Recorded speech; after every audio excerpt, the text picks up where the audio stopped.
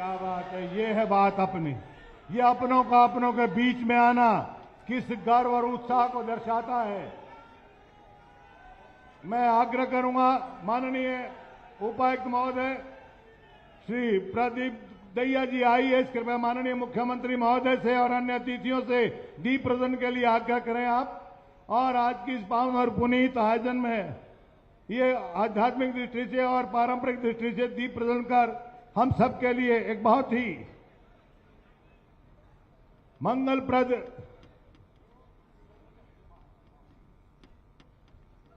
इस वातावरण की शुरुआत करें।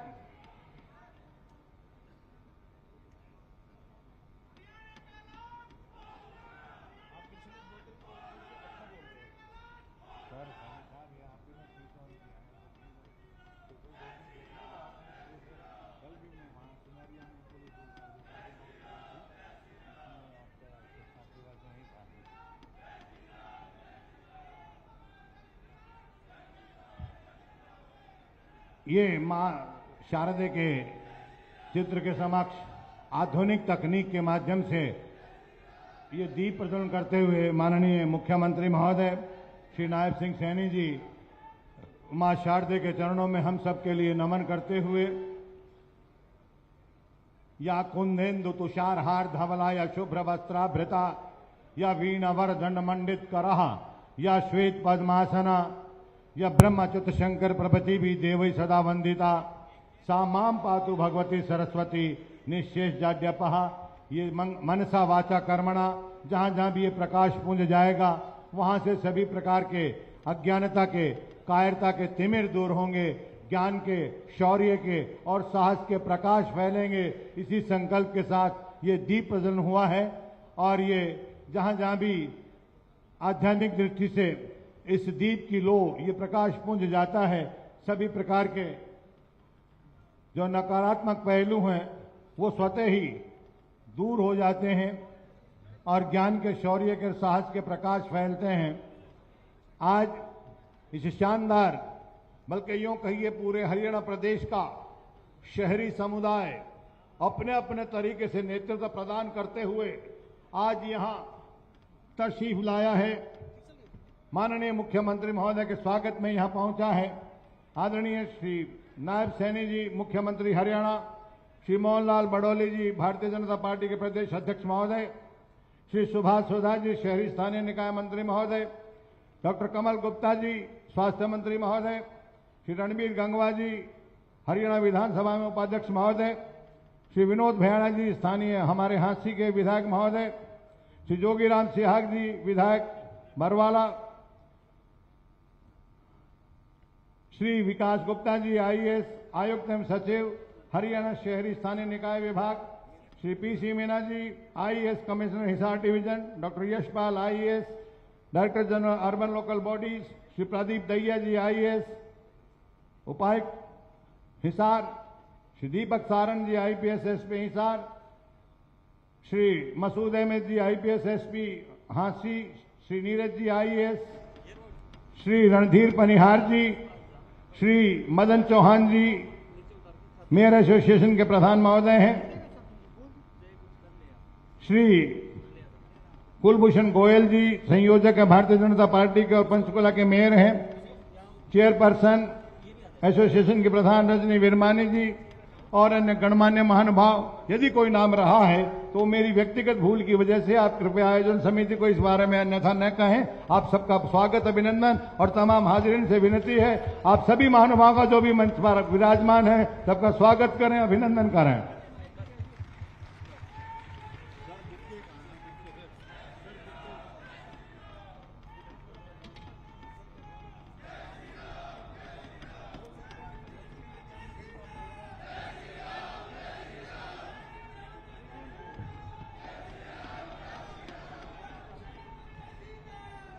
मैं आग्रह करूंगा मान्यवर, आपका जोश, उत्साह और उल्लास देखते बनता है। जय श्री राम के साथ हाथ एक बार जय घोष कीजिएगा। बोलिए भारत माता की। क्या बात है, वाह। और इसी जय घोष के बीच आग्रह कर रहा हूं श्री सुभाष सोधा जी, माननीय शहरी स्थानीय निकाय मंत्री महोदय, कृपया हम सब की तरफ से पुष्पगुच्छ भेंट कर माननीय मुख्यमंत्री महोदय श्री नायब सैनी जी का स्वागत करें, अभिनंदन करें।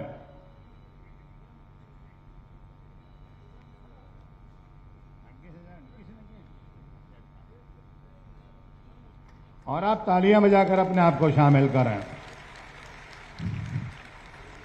माननीय श्री विकास गुप्ता जी IAS सचिव का आयुक्त एवं सचिव महोदय, कृपया माननीय शहरी स्थायी निकाय मंत्री महोदय का स्वागत करें, अभिनंदन करें।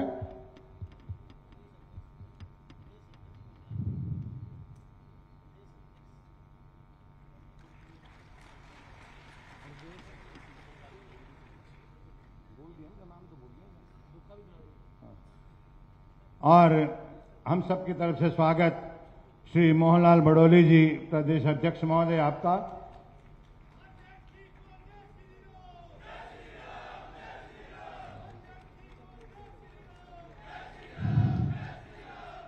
आदरणीय श्री विकास गुप्ता जी, आपसे आग्रह, कृपया माननीय स्वास्थ्य मंत्री महोदय का स्वागत करें, अभिनंदन करें। डॉक्टर कमल गुप्ता जी,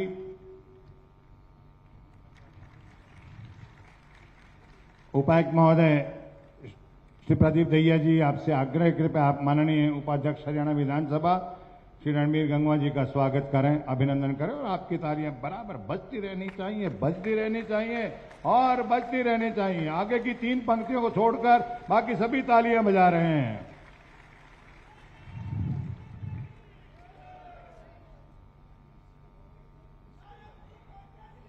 और इनके साथ माननीय हमारे विधायक महोदय, उनका भी स्वागत, अभिनंदन। ADC साहब श्री नीरज जी, आपसे आग्रह, अब हमारे सभी विधायकगण श्री विनोद भयाना जी, श्री जोगीराम सिहाग जी और अन्य जो महानुभाव यहाँ तशरीफ फरमा है, उन सबका स्वागत कर अभिनंदन करें।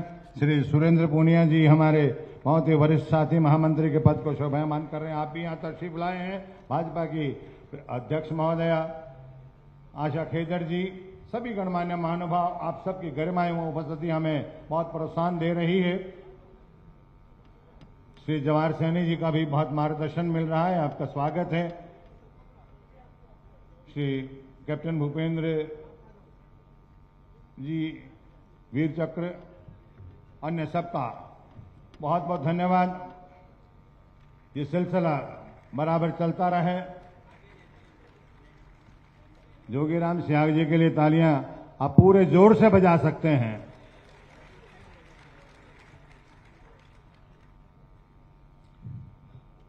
मैं आग्रह कर रहा हूं, मान्यवर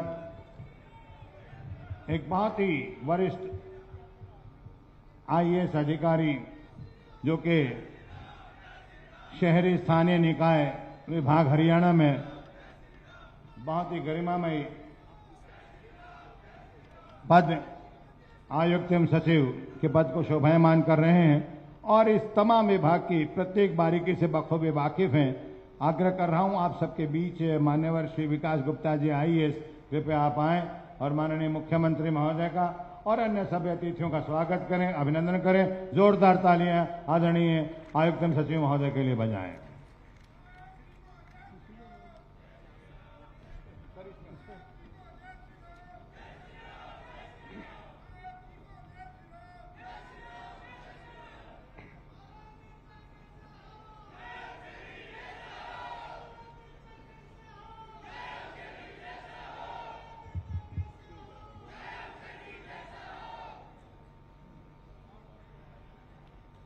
आदरणीय श्री नायब सिंह जी, माननीय मुख्यमंत्री हरियाणा, डॉक्टर कमल गुप्ता जी, माननीय स्वास्थ्य मंत्री हरियाणा, श्री सुभाष सुधा जी, शहरी स्थानीय निकाय मंत्री हरियाणा, श्री रणबीर गंगवा जी, माननीय उपाध्यक्ष विधानसभा हरियाणा, यहाँ उपस्थित विधायक राई श्री मोहनलाल बड़ोली जी, बरवाला के माननीय विधायक श्री जोगीराम सिहाग जी, हांसी के माननीय विधायक श्री विनोद भयाना जी, मंच पर उपस्थित मेरे साथी अधिकारीगण, डायरेक्टर ULB, डिप्टी कमिश्नर एवं अन्य अधिकारीगण, यहाँ उपस्थित विभिन्न मेयरगण, प्रधान और चेयरमैन नगर पालिकाओं के, पार्षद, नगर निगम, नगर परिषदों और नगर पालिकाओं के एवं अन्य अतिथिगण, आज के इस राज्य स्तरीय शहरी निकाय जनप्रतिनिधि सम्मेलन में मैं माननीय मुख्यमंत्री जी का, माननीय शहरी स्थानीय निकाय मंत्री, माननीय स्वास्थ्य मंत्री एवं अन्य अतिथियों का स्वागत करता हूं। आज का विषय एक हर्ष का विषय है कि पिछले 10 वर्षों में जो भी शहरी स्थानीय निकाय को सुदृढ़ीकरण के लिए जो भी कार्य हुए, जिस पे से आगे मैं थोड़ी बहुत चर्चा करूंगा, आपकी जानकारी में लाना चाहूँगा, उसी कड़ी में आज का ये सम्मेलन भी एक मील का पत्थर साबित होगा, मेरी ऐसी आशा है। और शहरी स्थानीय निकायों को सुदृढ़ीकरण करने के लिए आज माननीय मुख्यमंत्री जी काफ़ी घोषणाएं करेंगे, लेकिन उससे पहले मैं एक विषय पर विशेषतः बोलना चाहूँगा। जैसा हम सभी जानते हैं कि शहरी स्थानीय निकाय जो हमारी सरकार है या गवर्नमेंट है, उसका थर्ड टायर है, लोकतंत्र की तीसरी स्तंभ है, जो कि स्थानीय स्तर पर कार्य करती हैं और जो लोगों की आम जरूरतों को, रोजमर्रा की जो समस्याओं को, उसका समाधान करती हैं। यह संविधान में भी रहा कि लोकतंत्र शहरी स्थानीय निकाय गठित होने चाहिए, लेकिन 74वें संविधान संशोधन के बाद शहरी स्थानीय निकायों को संविधान द्वारा शक्तियां दी गई, लेकिन उसके बावजूद भी ऐसा बहुत से राज्यों में हुआ और हरियाणा में भी रहा कि जो शक्तियां दी जानी चाहिए थी उतनी शक्तियां उनको नहीं दी गई संविधान संशोधन होने के बावजूद। हम सभी जानते हैं कि एक किसी भी संस्था या किसी भी इंस्टीट्यूशन को चलाने का सबसे इफेक्टिव तरीका है कि जो कार्य जिस स्तर पर किया जाना चाहिए वो कार्य उसी स्तर पर किया जाना चाहिए, और ऊपरी स्तर पर वही कार्य किए जाने चाहिए जो उससे निचले स्तर पर नहीं हो सकते हैं, जिसको हम सब्सिडियरी प्रिंसिपल भी कहते हैं। दुर्भाग्य से शहरी स्थानीय निकायों में ऐसे बहुत से कार्य थे जो नगर निगम, नगर पालिकाओं के स्तर पर हो सकते थे, लेकिन वो फिर भी राज्य सरकार पर आते रहे। 3 अगर मैं क्षेत्रों की बात करूं जो शहरी नगर स्थानीय निकायों के सुदृढ़ीकरण के लिए बात करते हैं, सशक्तिकरण के लिए अगर हम बात करते हैं, फंड्स, फंक्शंस एंड फंक्शनरीज। तो फंड्स की स्थिति ऐसी थी कि छोटी छोटी चीज़ों के लिए भी नगर पालिकाओं को राज्य सरकार के पास आना पड़ता था। व्यक्तिगत तौर पे इसमें मैं अपना व्यक्तिगत अनुभव भी जोड़ना चाहूँगा कि जब 2014-15 में मैं इस विभाग का निदेशक था, तो कम से कम पूरी 74 नगर पालिकाएँ होती थी, तो 5-6 नगर पालिकाओं में नगर पालिकाओं के कर्मचारियों को तनख्वाहों के लिए कोर्ट केस में जाना पड़ता था, हाई कोर्ट जाना पड़ता था। और आज सारी नगर पालिकाएँ धनराशि से परिपूर्ण है, बल्कि 30 जून 2024 का मैं आंकड़ा देना चाहूँगा कि 6100 करोड़ रुपए नगर पालिकाओं के खातों में है। किसी भी तरह के विकास कार्य करवाने में धन की कोई भी कमी नहीं है। तो फंड्स की जो प्रॉब्लम थी और उसको समाधान हुआ, जो स्टेट फाइनेंस कमीशन की ग्रांट्स आती थी, तो पहले टाइड आती थी, आप सभी को पता है, और 2014-15 में केवल 150 करोड़ रुपए स्टेट फाइनेंस कमीशन की ग्रांट से आए थे।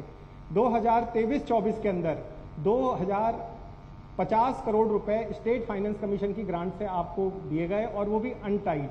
जो स्टेट फाइनेंस कमीशन के लिए जो पहले रिकमेंडेशन 3% या 4% की गई थी चौथे और 5वें फाइनेंस कमीशन में, वो राज्य सरकार ने नहीं मानते हुए भी उसका निर्वहन नहीं किया, लेकिन अब 7% स्टेट की जो टैक्स रेवेन्यू है उसका पैसा नगर पालिकाओं के साथ और पंचायतों के साथ शेयर किया जा रहा है, और उस 7% का 45% हिस्सा नगर पालिकाओं को मिल रहा है।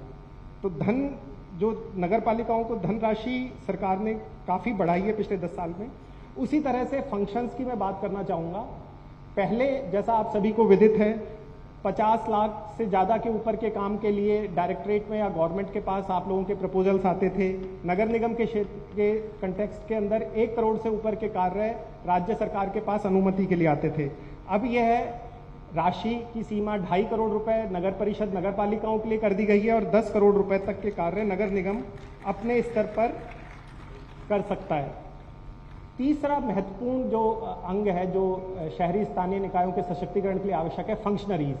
आप सभी बार बार ये कहते भी हैं, इशू उठाते भी हैं कि हमारे पास मैन पावर की बहुत कमी है। कुछ हद तक ये बात बिल्कुल सही है या काफ़ी हद तक सही है, लेकिन उस कमी को दूर करने के लिए भी राज्य सरकार ने कई कदम उठाए हैं। 4465 कर्मचारी पिछले 3 वर्षों के अंदर हरियाणा कौशल रोजगार निगम से लगाए गए। उसी के साथ साथ पिछले वर्ष यानी 23-24 में 1024 अतिरिक्त कर्मचारियों को लगाने की भी अनुमति दी गई। इसके अलावा जो एमईज की, इंजीनियर्स की शॉर्टेज चलती थी, तो विभाग ने उसके लिए भी इंजीनियर्स हायर किए हैं। वो सरकार की अनुमति से लगभग 100 से ज़्यादा इंजीनियर्स अब कॉन्ट्रेक्चुअल बेसिस पर नगर पालिकाओं में लग चुके हैं। इसके अतिरिक्त चूंकि ये तो शॉर्ट टर्म मेजर था, सरकार ने विभाग की रिस्ट्रक्चरिंग भी अप्रूव की है और उसकी रिपोर्ट बहुत जल्दी उसकी अनुमति मिल जाएगी। तो जो मैन पावर की प्रॉब्लम थी, जो कर्मचारियों की समस्या थी, उसका भी समाधान अगले कुछ समय में काफ़ी कुछ तक निकल जाएगा। तो ये कुछ कदम है जो मैं बताना चाह रहा था कि पिछले 10 वर्ष में ULBs के सशक्तिकरण के लिए सरकार ने उठाए। इसी के साथ साथ जैसा मैंने अपनी शुरुआत में भी कहा था कि आज के जो डेलिब्रेशंस होंगे, जो आज की चर्चाएं होंगी, वो शहरी स्थानीय निकायों के सशक्तिकरण के पथ पर एक मील का पत्थर साबित होगी। अंत में मैं पुनः आप सभी लोगों का हार्दिक स्वागत और अभिनंदन करता हूं। धन्यवाद। धन्यवाद। मान्यवर श्री विकास गुप्ता जी, IAS, आयुक्त एवं सचिव, शहरी स्थानीय निकाय विभाग, हरियाणा सरकार। आपने माननीय मुख्यमंत्री महोदय का और उनके साथ तशरीफ फरमा अन्य मेहमानों का स्वागत किया है और माननीय मुख्यमंत्री महोदय के आशीर्वाद के फलस्वरूप जो जन कल्याण की योजनाएं शहरी स्थानीय निकाय विभाग में चलाई जा रही हैं, उसके बारे में संक्षेप में आपने यहाँ प्रस्तुत जानकारी दी है। आपका बहुत बहुत धन्यवाद। आइए कार्यक्रम को आगे बढ़ाएं। आग्रह कर रहा हूं उस शख्सियत से जो कि हिसार के जो हमारे स्थानीय विधायक भी हैं, मंत्री भी हैं, वो अपना उद्बोधन दें। उससे पहले जिस प्रकार से विकास गुप्ता जी ने आपके सामने जो बातें रखी हैं, उसको एक चलचित्र के माध्यम से, एक फिल्म के माध्यम से आप तक पहुंचाएं, ताकि आने वाली जो विभूतियां उसके बारे में अपने विचार प्रदान करते हुए एक वैचारिक मंथन के साथ भावी योजनाओं को आत्मसात कर पाएं। एक फिल्म आपके सामने।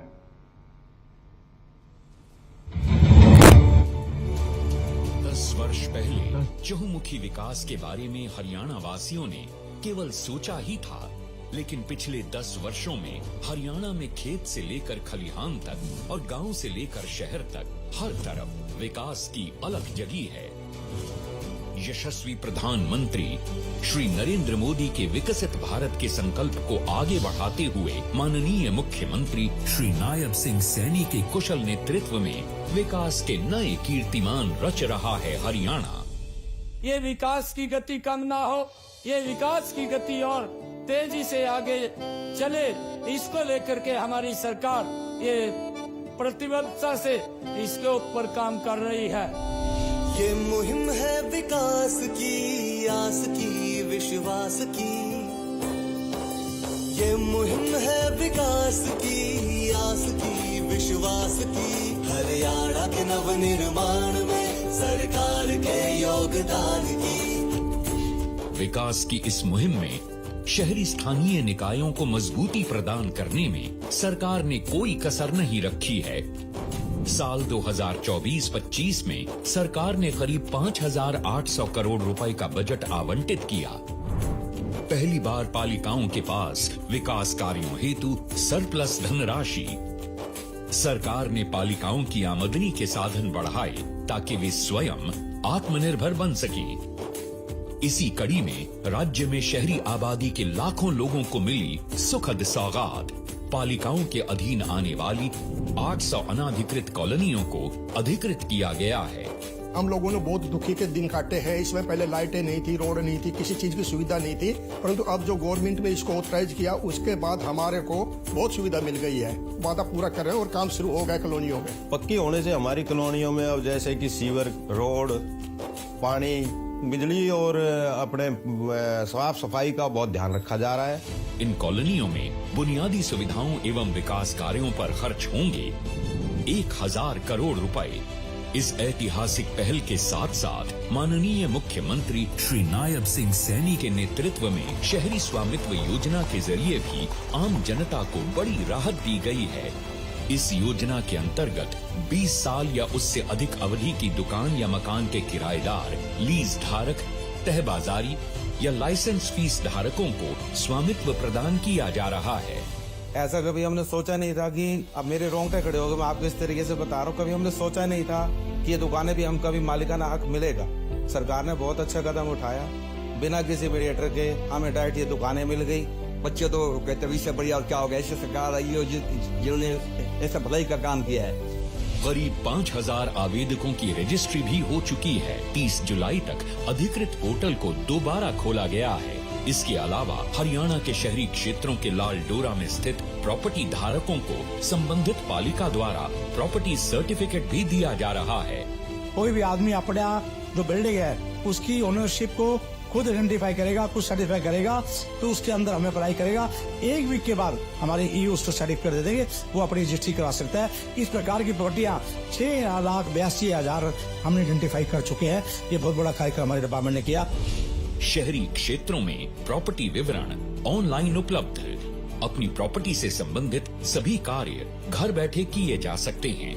प्रॉपर्टी टैक्स के बकाया पर 15% तथा ब्याज पर 100% छूट।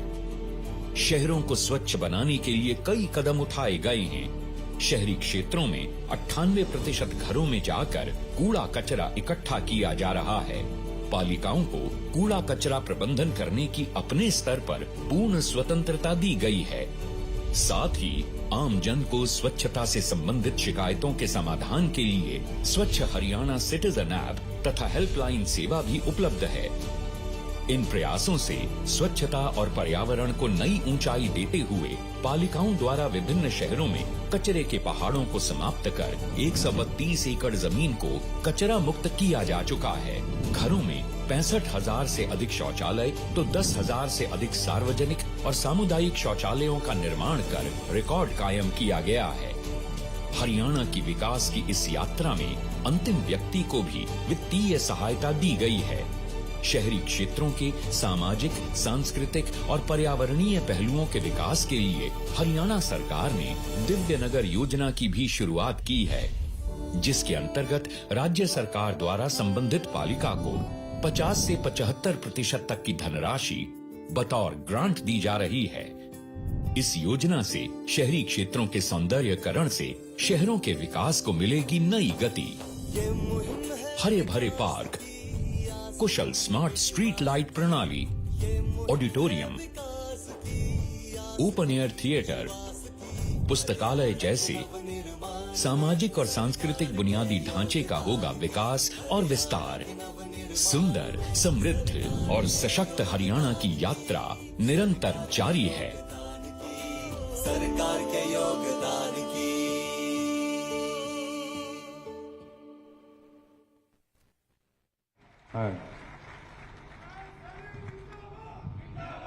ये जो चलचित्र आपने देखा है, ये फिल्म आपने देखी है, यकीन मानिए किसी स्टूडियो में शूट नहीं हुई है, किसी पेशेवर कलाकार के द्वारा ये स्टंटबाजी के माध्यम से शूट नहीं किया गया है।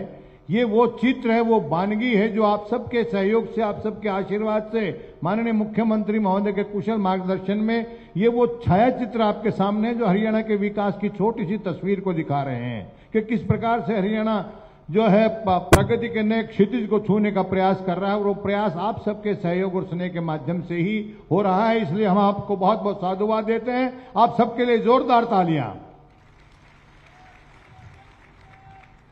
और अब आग्रह कर रहा हूं, चिकित्सा के क्षेत्र के धनी और जिनको संस्कार ऐसे मिले, जिनके घर में हमेशा ये बात रहती है कि अभिवादनशीलस्य नित्य वृद्धोपसेविनः चत्वारि तस्य वर्धन्ते आयुर्वेद्य यशोबलम। आग्रह कर रहा हूं डॉक्टर कमल गुप्ता जी, स्वास्थ्य मंत्री महोदय, कृपया आप आए और आज के संदर्भ में अपना उद्बोधन दें। जोरदार तालियां डॉक्टर साहब के लिए बजाइएगा।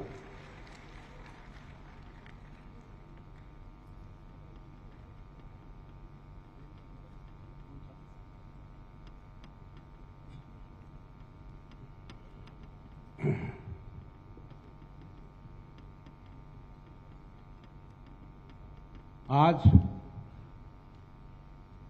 हरियाणा के कोने कोने से, जिसको हिंदुस्तान में तीसरी सरकार के रूप में जाना जाता है, एक राष्ट्रीय सरकार, एक प्रांत की सरकार और एक लोकल सरकार, ऐसी सरकार के और ऐसी या यूं कहिए कि 87 यूएलबी, 54 पालिकाएं, 23 परिषद और 11 निगम, ऐसे सबके जनप्रतिनिधि हरियाणा के कोने कोने से हिसार की पावन भूमि पर आए हैं। मैं हिसार का प्रतिनिधि होने के नाते आप सबका यहां पर अभिनंदन करता हूं, अभिवादन करता हूं, आप सबको प्रणाम करता हूं, आपका स्वागत करता हूं। ताली तूली यार, आपका ही स्वागत हो रहा है, उसमें भी ताली कौन बजाओ? जोर से बजाइए, जोर से बोलेंगे, ऐसे नहीं भाई, जोर से बोलिए, बुलंद आवाज में, प्रचंड आवाज में। जय श्री राम, जय श्री राम, जय श्री राम। धन्यवाद। आज के इस कार्यक्रम में, इस सम्मेलन में हरियाणा के लोकप्रिय और यशस्वी मुख्यमंत्री आदरणीय नायब सिंह सैनी जी और पहली बार हिसार में प्रांतीय अध्यक्ष बनने के बाद हमारी धरती पर आए ऐसे हमारे प्रांत के भारतीय जनता पार्टी के माननीय अध्यक्ष मोहनलाल बड़ोली जी, जोरदार तालियों से स्वागत करिए। हमारे अर्बन लोकल बॉडी के मंत्री और कुरुक्षेत्र के लोकप्रिय और यशस्वी विधायक आदरणीय सुभाष सुधा जी, हमारे हिसार जिले के नलवा के बड़े लोकप्रिय विधायक और विधानसभा में डिप्टी स्पीकर के रूप में काम कर रहे ऐसे भाई रणवीर गंगवा जी, हांसी से विधायक भाई विनोद भयाना जी, बरवाड़ा से विधायक भाई जोगीराम सिहाग जी, यहां के महामंत्री हरियाणा के भाई सुरेंद्र पूनिया जी, हमारी जिला अध्यक्ष बहन आशा खेदर जी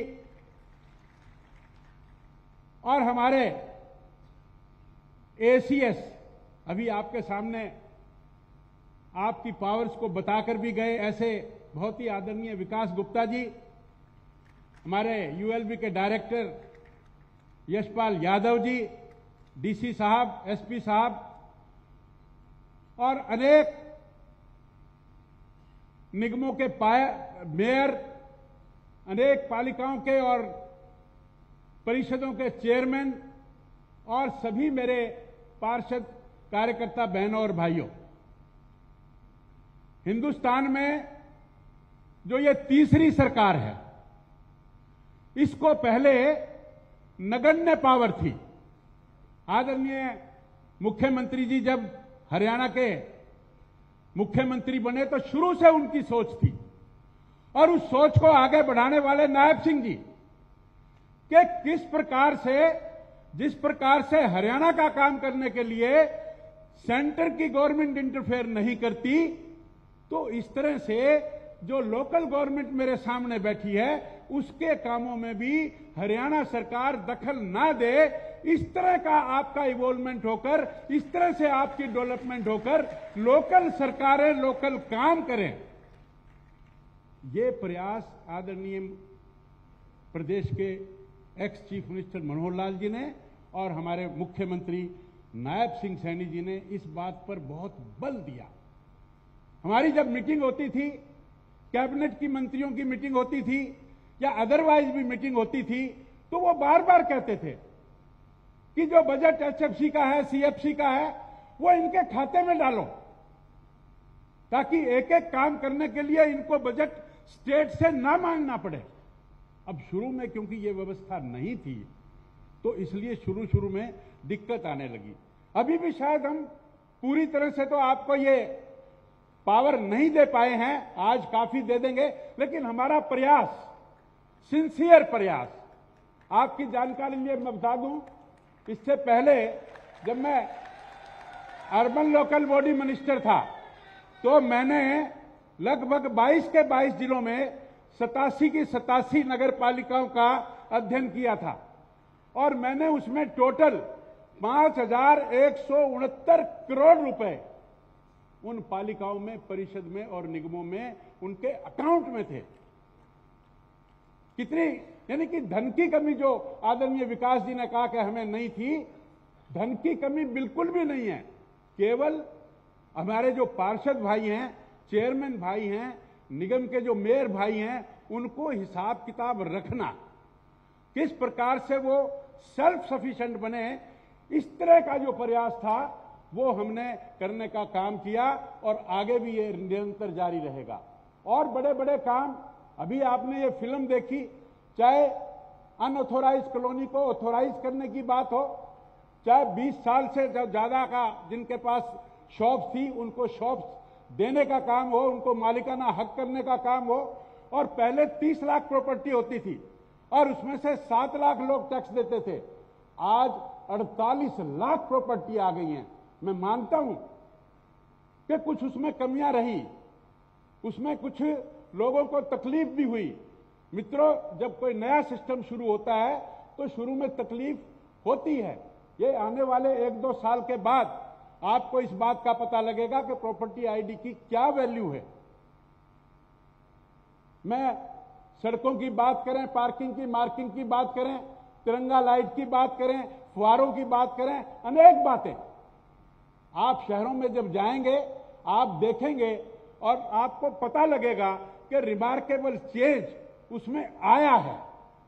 मैं ज्यादा ना बोलते हुए आप सबका फिर अभिनंदन करते हुए, स्वागत करते हुए, अभिवादन करते हुए और इस इच्छा के साथ कि आपकी जो तीसरे इंजन की सरकार, ट्रिपल इंजन की सरकार, भारतीय जनता पार्टी की सरकार और हरियाणा में भारतीय जनता पार्टी की राज्य सरकार और ट्रिपल इंजन की जो लोकल सरकारें हैं वो भी भारतीय जनता पार्टी की काफी हैं और आगे आने वाले समय में और भी अधिक बने, 100% बने। इन शुभकामनाओं के साथ मैं अपनी बात को समाप्त करता हूं। आपका बहुत बहुत आभार। धन्यवाद मान्यवर डॉक्टर कमल गुप्ता जी, स्वास्थ्य मंत्री हरियाणा। आपने माननीय मुख्यमंत्री महोदय श्री नायब सैनी जी का स्वागत किया है और आज के संदर्भ में अपना उद्बोधन दिया, इसके लिए हम आपके बहुत बहुत आभारी हैं। और आग्रह कर रहा हूं ऐसी शख्सियत से जिनको सौभाग्य मिला उस पावन और पुनीत धरा के सेवक के रूप में कार्य करने का, जो पूरी दुनिया को कर्म का संदेश देती है, जहां पूरी दुनिया में ये शब्द बहुत ही सारगर्भित रहते हैं कि हतो व प्राप्स्यसि स्वर्ग जित्वा व भोक्ष्यसे महिम तस्मात् उत्तिष्ठ कौन्तेय युद्धाय कृत निश्चय। शहरी स्थानीय निकाय मंत्री महोदय श्री सुभाष सुधा जी से आग्रह, कृपया आप आएं और अपना उद्बोधन दे। जोरदार तालियां उनके लिए बजाएं।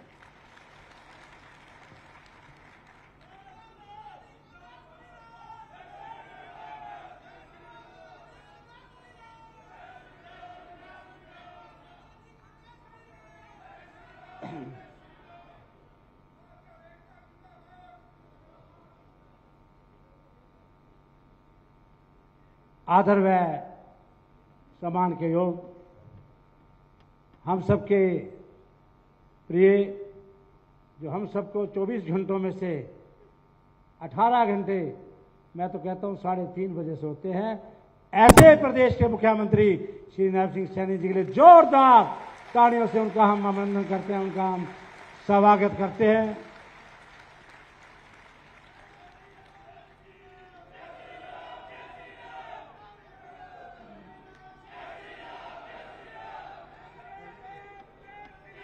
इन्हीं के साथ हमारे बीच में हमारे नवयुक्त प्रदेश अध्यक्ष श्री मोहनलाल बड़ोली जी का भी हम जोरदार तालियों से उनका भी आज हिसार की इस भूमि पर स्वागत करते हैं। आदर व सम्मान के योग हिसार के विधायक और माननीय हेल्थ मिनिस्टर श्री कमल गुप्ता जी, हमारे बीच में डिप्टी स्पीकर श्री रणवीर गंगवा जी, हमारे विधायक बरवाड़ा श्री जोगीराम स्याग जी, हमारे विधायक हांसी श्री विनोद बिहाना जी, हमारे स्टेट के महामंत्री श्री सुरेंद्र पुनिया जी, हमारे लोकल बॉडी के एसीएस श्री विकास गुप्ता जी, आदरणीय director local body Shri Yashpal ji Yadav, जिला प्रधान मैडम आशा खेर जी, आदरणीय प्रधान मेयर मदन चौहान जी, हमारे डीसी आदरणीय Pradeep Dahiya ji, SP Deepak Saran ji, chairman madam Rajni Indrajit ji Urmani जो प्रदेश की अध्यक्ष है, रेणु बाला जी, मेयर कुलभूषण जी, प्रधान मेयर मदन चौहान जी, पूर्व मेयर मनमोहन गोयल जी, सोनीपत के मेयर आदरणीय निखिल मदान जी, सभी आए हुए मेरे हरियाणा प्रदेश के डीएमसी अधिकारीगण, चेयरमैन, मेयर, वाइस चेयरमैन और मेरे दिल के टुकड़े पार्षद, मैं सबका जोरदार तालियों से इनका मैं अभिनंदन का स्वागत करता हूं।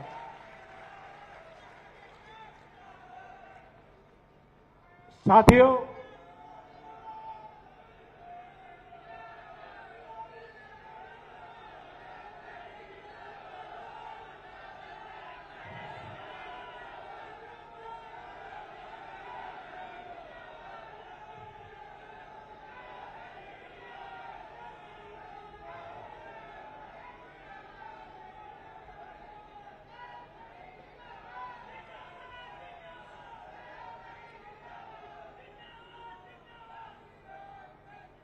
आदरणीय पूर्व में मुख्यमंत्री रहे आदरणीय श्री मनोहर लाल जी के मार्गदर्शन में लगभग 9 वर्ष सबका साथ सबका विकास लेकर, चाहे वो पंचायतें थी, चाहे शहरी पालिकाएं थी, नगर निगम थी, सभी में बहुत कार्य हुआ। लेकिन उन्हीं के मार्गदर्शन में प्रदेश के मुख्यमंत्री श्री नायब सिंह सैनी जी ने किस प्रकार से हमने वर्ष 2023-24 में 741 अनअप्रूव कॉलोनियों को अप्रूव कर दिया।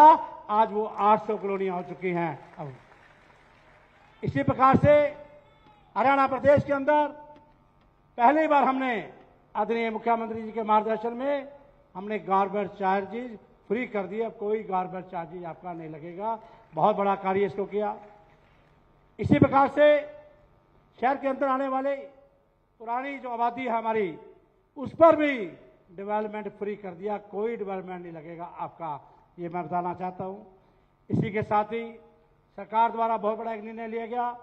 30 सितंबर 2024 तक गृह कर जो हाउस टैक्स भरने वाले प्रॉपर्टी आईडी धारकों को 2024-25 तक के एरियर पर लगने वाला ब्याज 100% माफ कर दिया। इसी के साथ सरकार द्वारा 20 सितंबर 2024 तक गृह हाउस टैक्स भरने वाले प्रॉपर्टी धारकों को 15% की छूट भी दी गई है। इसी तरह एग्रीकल्चर में जो हमारी भूमि थी उस पर अब 1000 गज के ऊपर चाहे 1 एकड़ है, जितनी भी है, कोई एनडीसी लेने की जरूरत नहीं, कोई डेवलपमेंट चार्ज नहीं, कोई हाउस टैक्स नहीं।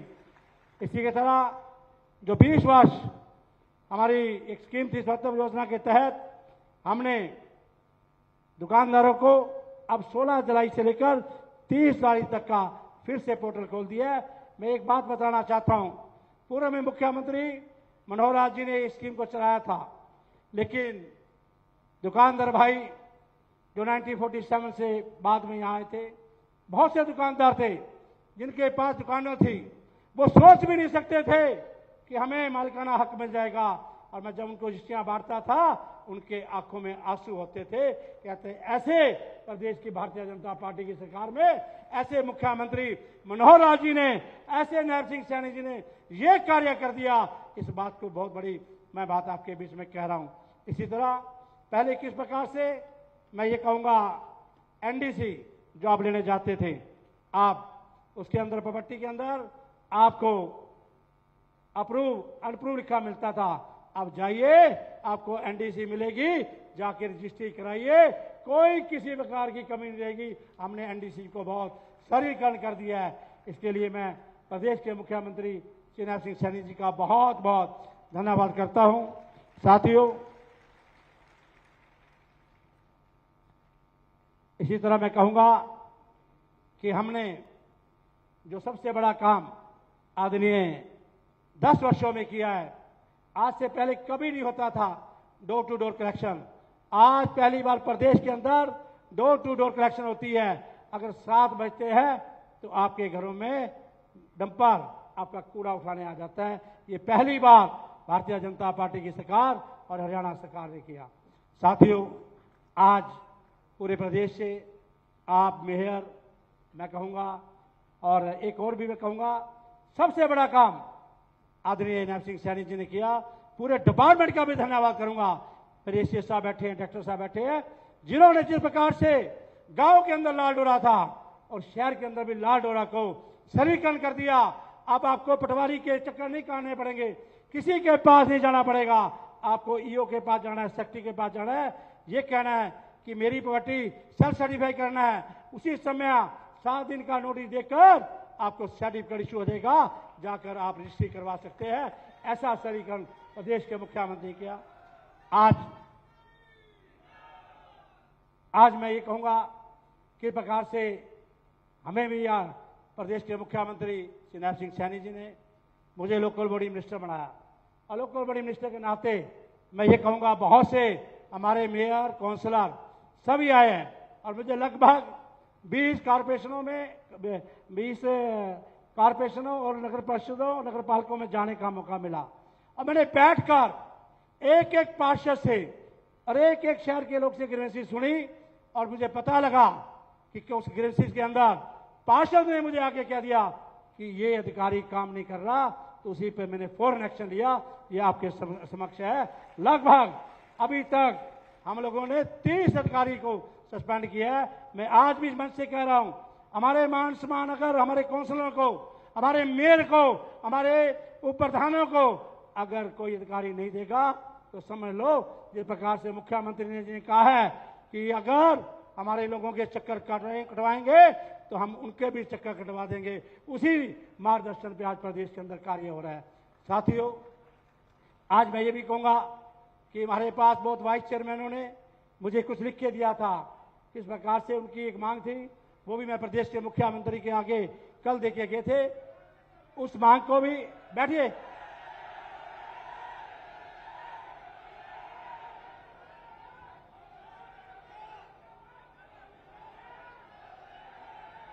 भारत माता की, भारत माता की।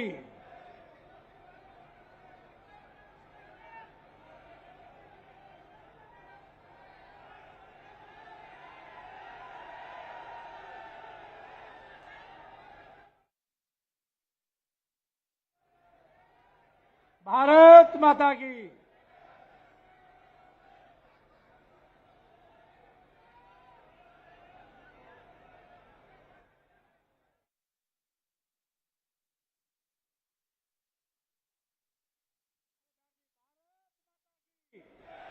भारत माता की। बैठिए।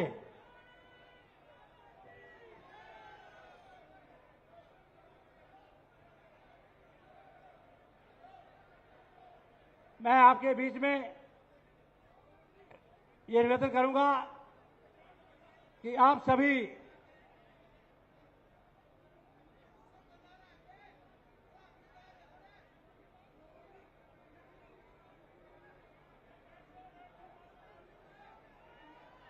क्या पूरे प्रदेश से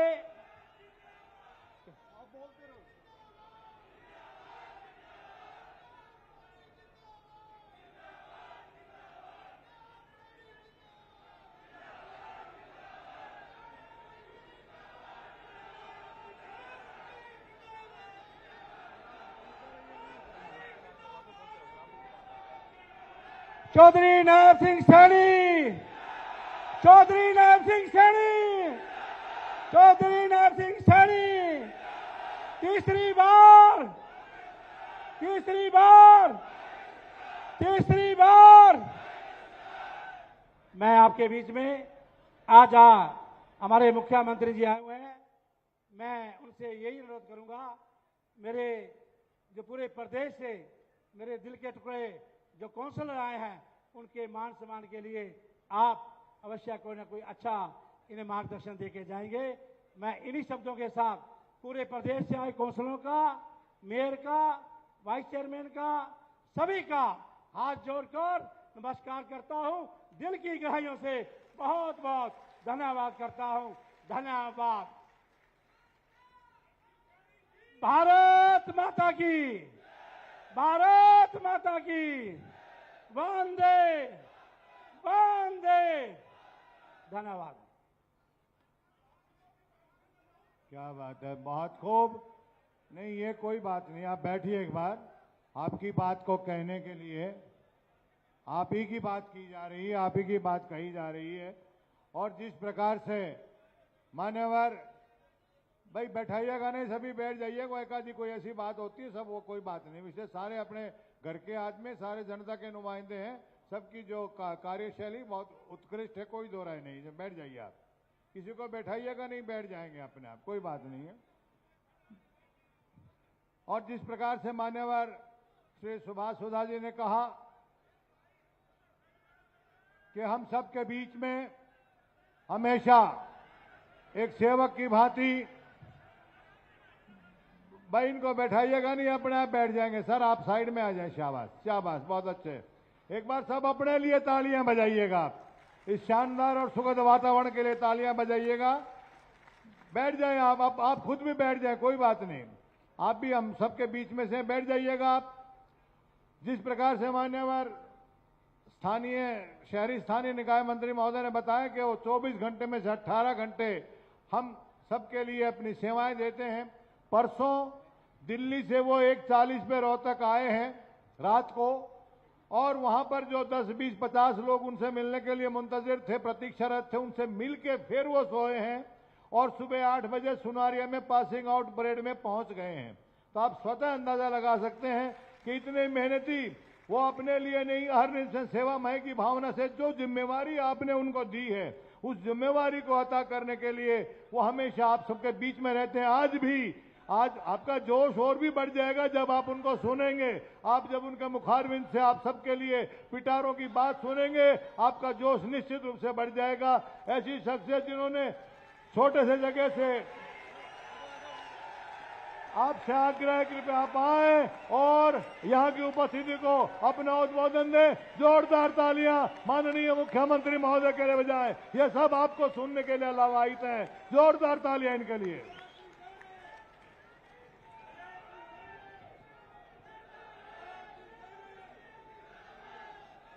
भारत माता की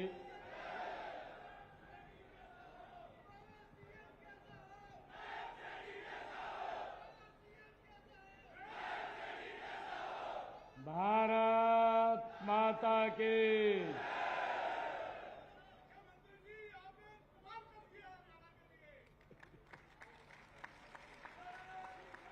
thank you Bittu ji, thank you.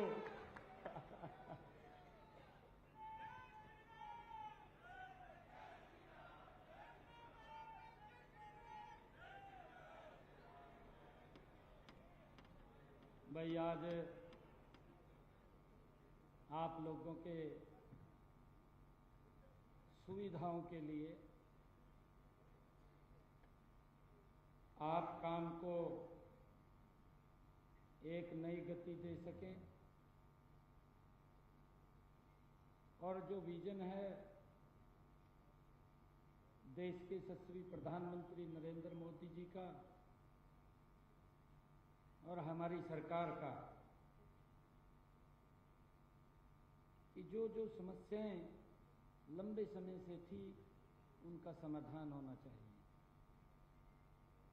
उसको लेकर के मैं आप लोगों के बीच में आज हमारे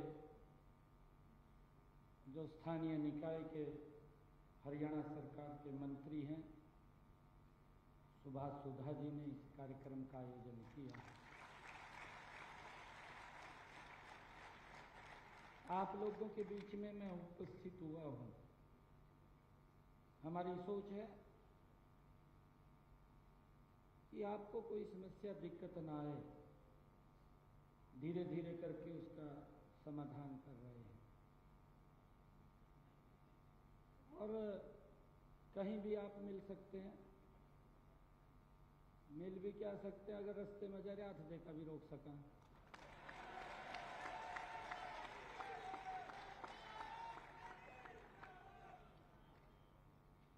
जब इतनी पावर आप लोगों के पास है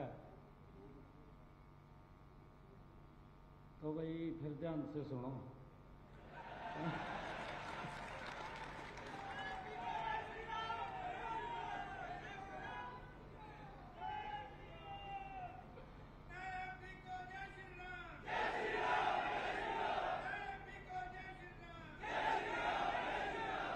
मंच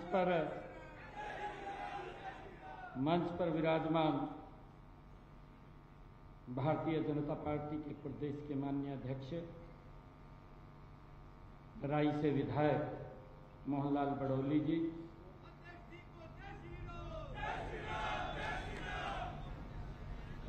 पूर्व में स्थानीय निकाय के मंत्री रहे, वर्तमान में हरियाणा के हेल्थ के मंत्री डॉक्टर कमल गुप्ता जी,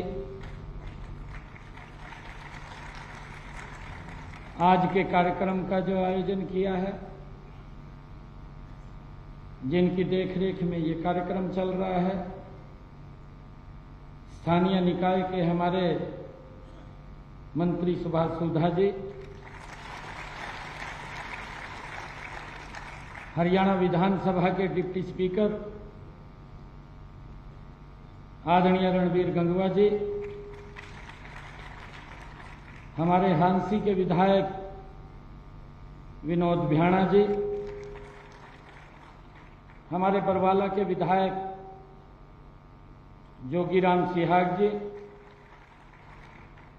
प्रदेश के महामंत्री सुरेंद्र पूनिया जी, जिला की माननीय अध्यक्षा आशा खेतर जी, प्रदेश भारतीय जनता पार्टी के सचिव कैप्टन भूपेंद्र जी और हिसार जिला के हमारे प्रभारी जवाहर सैनी जी, हमारे हिसार के मेयर गौतम सरदाना जी, पंचकुला के मेयर कुलभूषण गोयल जी, श्रीमती रजनी विरमानी जी, यमुनानगर से मेयर मदन चौहान जी, रोहतक से मेयर मनमोहन गोयल जी, करनाल से मेयर रेणुका के मेयर निखिल मैदान जी, हमारे विभाग के अधिकारी विकास गुप्ता जी आईएएस, यशपाल जी आईएएस,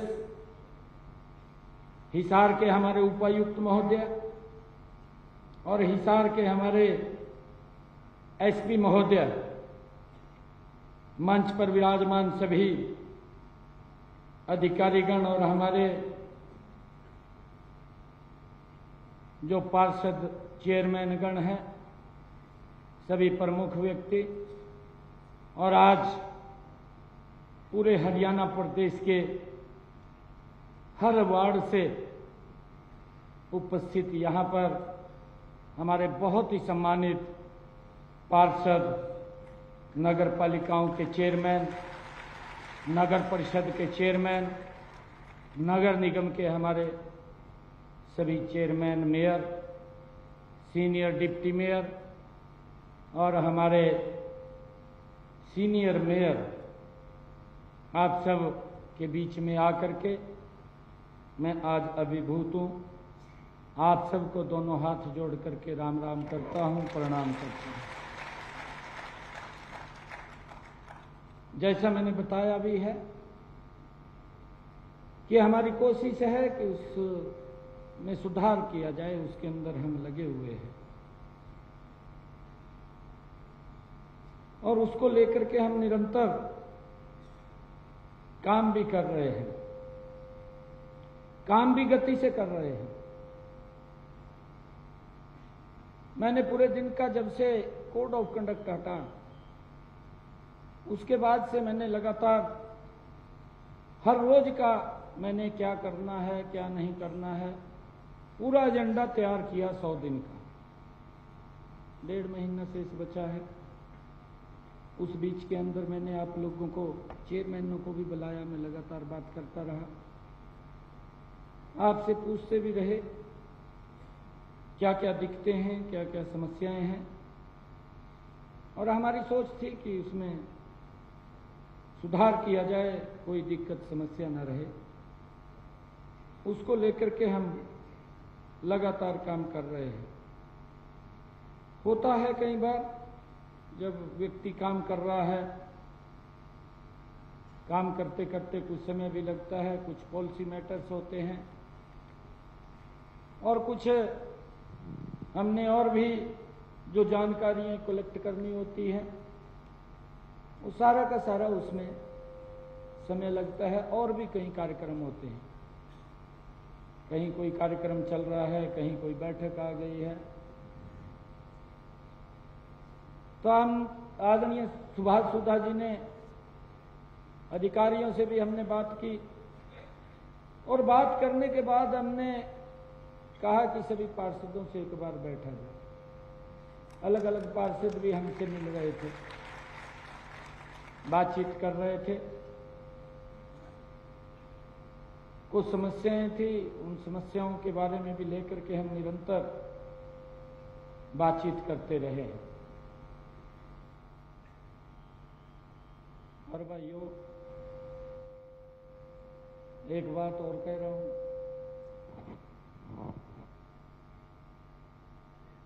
कि विपक्ष भी है। देखिए, विपक्ष की अपनी भूमिका होती है। अगर अच्छे काम भी कराएंगे तो उसने तो हाजिरी लगानी हो, तो फिर कहेगा भी भाई नहीं, गलत काम कर दिया मैंने तो।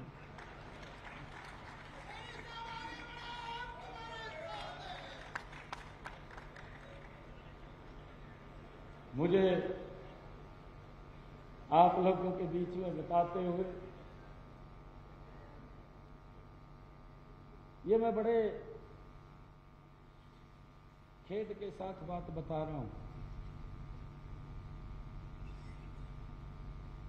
कि जिन लोगों के बही खाते खराब हैं वो आजकल निकल के कहा साहब दो भाई।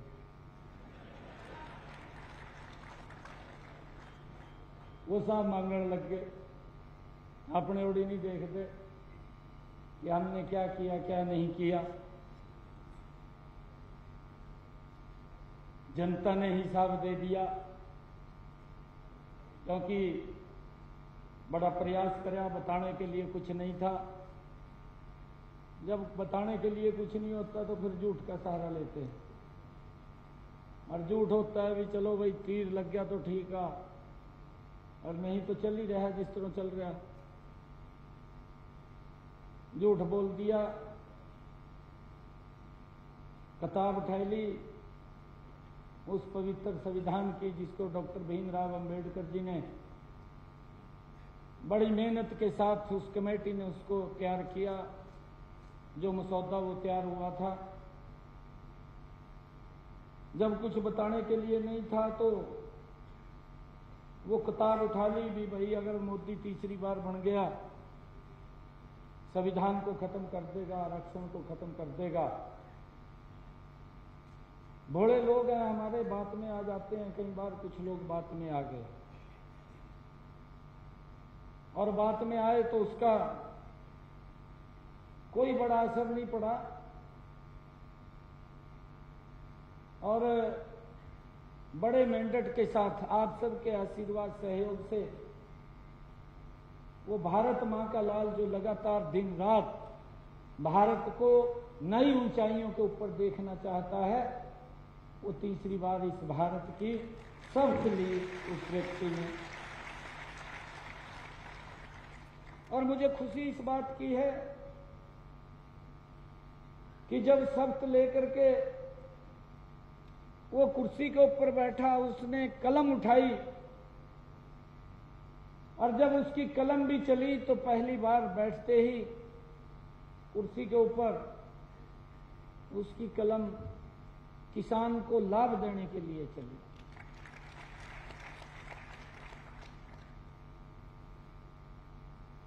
उसकी कलम गरीबों को छत मिले उसके लिए चली।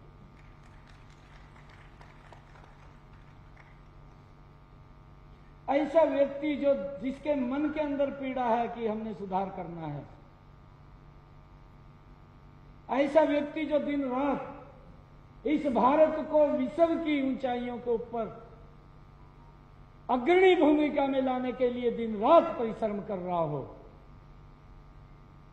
जिसका कोई अपना हेतु ना हो, अगर उसका हेतु है, उसका 142 करोड़ देश की जनता है, उसके लिए काम करता है, उसका अपना कोई हेतु नहीं है।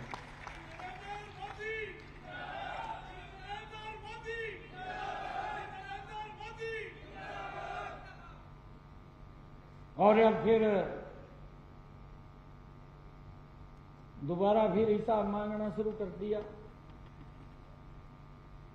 हिसाब मांगे फिर है कि भी हिसाब, भाई हिसाब दो।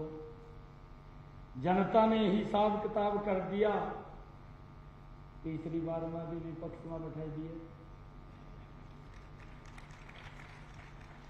एक शेर याद आ रहा, दिल में कसक और चेहरे पर नकाब लिए फिरते हैं। दिल में कसक और चेहरे पर नकाब लिए फिरते हैं, जिनके खुद के खाते खराब हैं, वो हमारा हिसाब लिए फिरते हैं।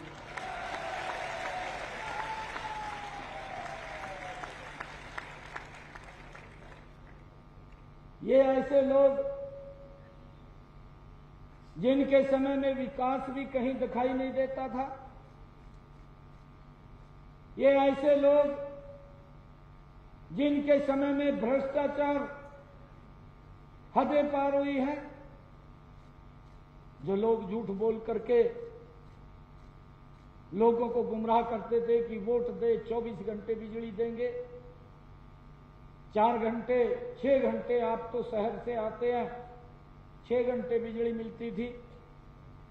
ये नहीं पता लगता था कि जब रोटी की बुगल तोड़ का मुंह में पहले बिजली भाग जाती और वो 8 कहीं और लग जाता। ऐसी स्थिति इनके समय में थी। गैस का कनेक्शन, गैस का सिलेंडर भी लेना होता था, वो भी 3 दिन में उपलब्ध होता था। ये लोग हिसाब लेकर के घूम रहे हैं। भाइयों, हमने इन 10 वर्षों के अंदर, चाहे गांव है चाहे शहर है, अगर आप लोग देखेंगे, इन 10 वर्षों में एक भी मेरे हरियाणा का ऐसा जिला नहीं है जिस जिले के अंदर 4 लेनिंग रोड लगा ना हुआ हो। हर जिले के अंदर इन 10 वर्षों में 4 लेनिंग रोड से टच किया है। 2014 से पहले भाइयों, अगर हिसार भी आना होता था तो आपको बहुत दिक्कत का सामना करना पड़ता था। आज हिसार से डायरेक्ट चंडीगढ़ और इधर राजस्थान के लिए 4 लेनिंग रोड है। आज हिसार से सिरसा पंजाब और पंजाब से सीधा दिल्ली को टच करने वाला 4 लेनिंग रोड है। आज हांसी से, नारनौल से, राजस्थान से अगर हम बात करें, बम्बे से सीधा चंडीगढ़ को जोड़ने वाला 4 लेनिंग रोड है। आज गति से दिल्ली से कटरा, मां वैष्णो देवी को जोड़ने वाला 6 लेन ग्रीनफील्ड एक्सप्रेसवे भी गति से बन रहा है, जिसका अभी 1 साल के अंदर ही उद्घाटन हो जाएगा। ये काम की गति। हम सब बड़े जिम्मेवार लोग बैठे हैं। देश 11वें स्थान के ऊपर था। दुनिया के अंदर हमारी आर्थिक स्थिति डगमगा रही थी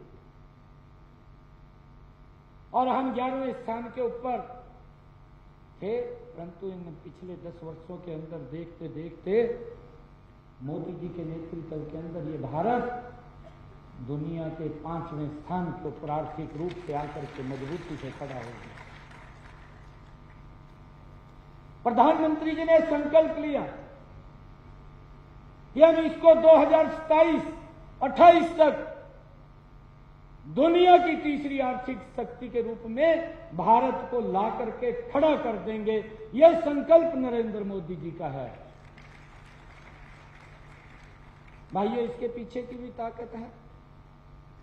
ये कोई 11वें स्थान से आकर के 5वें स्थान के ऊपर खड़ा हुआ है, या 5वें से हम तीसरे स्थान की बात कर रहे हैं। भाइयों, इसके पीछे की भी बड़ी ताकत है, बड़ी शक्ति है। मैंने जिसका जिक्र किया है, रोड के इंफ्रास्ट्रक्चर की, अगर देश के अंदर कुछ पैरामीटर्स होते हैं जिसको मापते हैं, आंकते हैं, देखते हैं। हमारे देश के अंदर रेलवे की कनेक्टिविटी अगर इन 10 वर्षों के अंदर देखें, आधुनिक सुविधाओं से सुसज्जित वंदे भारत जैसी ट्रेन अगर देश के लोगों को मिली है, इन 10 वर्षों के अंदर मिली है, तेज गति से चलने वाली मिली है। आज चाहे एयर कनेक्टिविटी की बात करें, मैं तो धन्यवाद देना चाहूंगा आदरणीय प्रधानमंत्री जी को, आदरणीय मनोहर लाल जी को, जिन्होंने हिसार जैसे सिटी के अंदर भी अगस्त तक यहां पर जहाज उड़ना शुरू हो जाएगा, यहां पर भी महाराजा अग्रसेन एयरपोर्ट गति से बन रहा है, जिसके दूसरे चरण का मैंने उद्घाटन कर दिया है। जब तीसरे चरण का उद्घाटन होगा तो माननीय प्रधानमंत्री जी यहां आने वाले हैं। जब अगर यहां से जहाज उड़ेगा, इस क्षेत्र का तो विकास होगा, परंतु इसके साथ साथ पंजाब और हमारे राजस्थान के लोगों को भी यहां पर सुविधा मिलेगी। ये कनेक्टिविटी की बात है। दुनिया से हिसार जुड़ रहा, यहां से दुनिया में लोग जाने वाले हैं। ऐसा सेंटर देखते ही देखते इन 10 वर्षों के अंदर ये हमारे सामने खड़ा हो गया है। विकास की गति तेज हो, हमारी सरकार ने ये निर्णय किए हैं। चाहे जीएमडीए बनाने की बात हो, चाहे पीएमडीए बनाने की बात हो, चाहे एचएमडीए बनाने की बात हो, और चाहे एसएमडीए बनाने की बात हो, जो हमारे मेट्रोपॉलिटन डेवलपमेंट अथॉरिटीज हमने जो बनाई है, उससे विकास की एक नई गति इसके अंदर बनी है। इस सरकार के निर्णय जिससे कि हमारे हिसार हो, पंचकुला हो, सोनीपत हो, फरीदाबाद हो, एफएमडीए हो, फरीदाबाद के अंदर भी हमने इन में मेट्रोपॉलिटन अथॉरिटी बनाई है, जिससे विकास की गति तेज हो। उसको लेकर के हमारी सरकार काम कर रही है। परंतु कुछ लोग हैं, विपक्ष के लोग हैं, उनको कोई काम दिखाई नहीं देता। क्या काम किया है अपने समय के अंदर, मैं तो बोलता हूं कि बताने का काम करें। अरे आज एक गरीब परिवार का बच्चा हरियाणा सरकार के अंदर ICS अधिकारी लग जाता है, बिना पर्ची बिना खर्ची के लग जाता है। ये कल्पना से परे की बातें हैं। आज अगर सुधार हुआ है इन 10 वर्षों के अंदर, एक बड़ा सुधार हमारी सरकार ने, डबल इंजन की सरकार ने किया है। भाइयों, इस बात को समझना होगा। मैं कल पास आउटिंग, हमारे जो पुलिस के जवान जिन्होंने अपनी ट्रेनिंग पूरी की है, कल पास आउट हुए हैं। कल मैं सुबह रोहतक में था और मेरा मन बड़ा गदगद हो रहा था। उनके माँ बाप बैठे थे, उनके रिश्तेदार बैठे थे, बड़ी संख्या के अंदर लोग आए थे, और मैं ये देख रहा था कि ये पहली बार अगर कहीं हुआ है, ये भारतीय जनता पार्टी की सरकार के अंदर हुआ है कि 1365 बच्चों ने पास आउट किया। उनके बीच में बोल रहा था, एक भी बच्चा किसी को 5 पैसे दे करके नहीं लगा। ये कमाल अगर हुआ है तो भाइयों, ये इस सरकार के अंदर हुआ है। नहीं तो रेट खुलते थे। जो हिसाब मांग रहे हैं उनके समय में रेट खुलते थे। 1365 बच्चों को कैलकुलेशन कर लीजिए आप,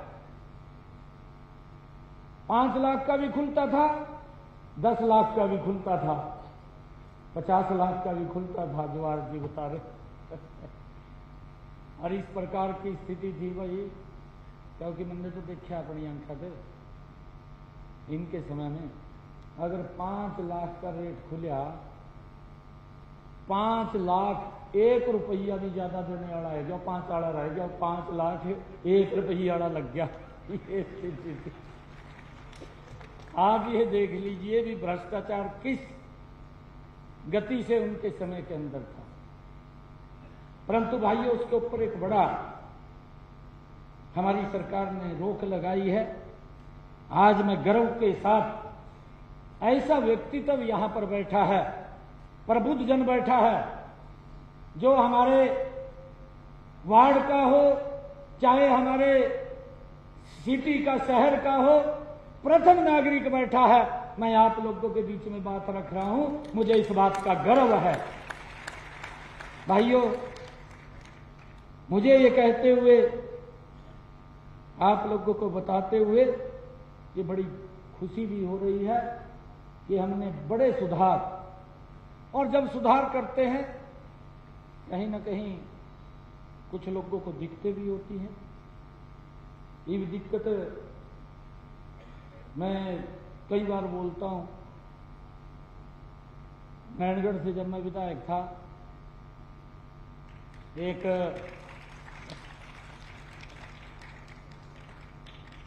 कांग्रेस की नेत्री है कदर में तो बैठ गई। मैंने कहा ये क्यों बैठी भाई?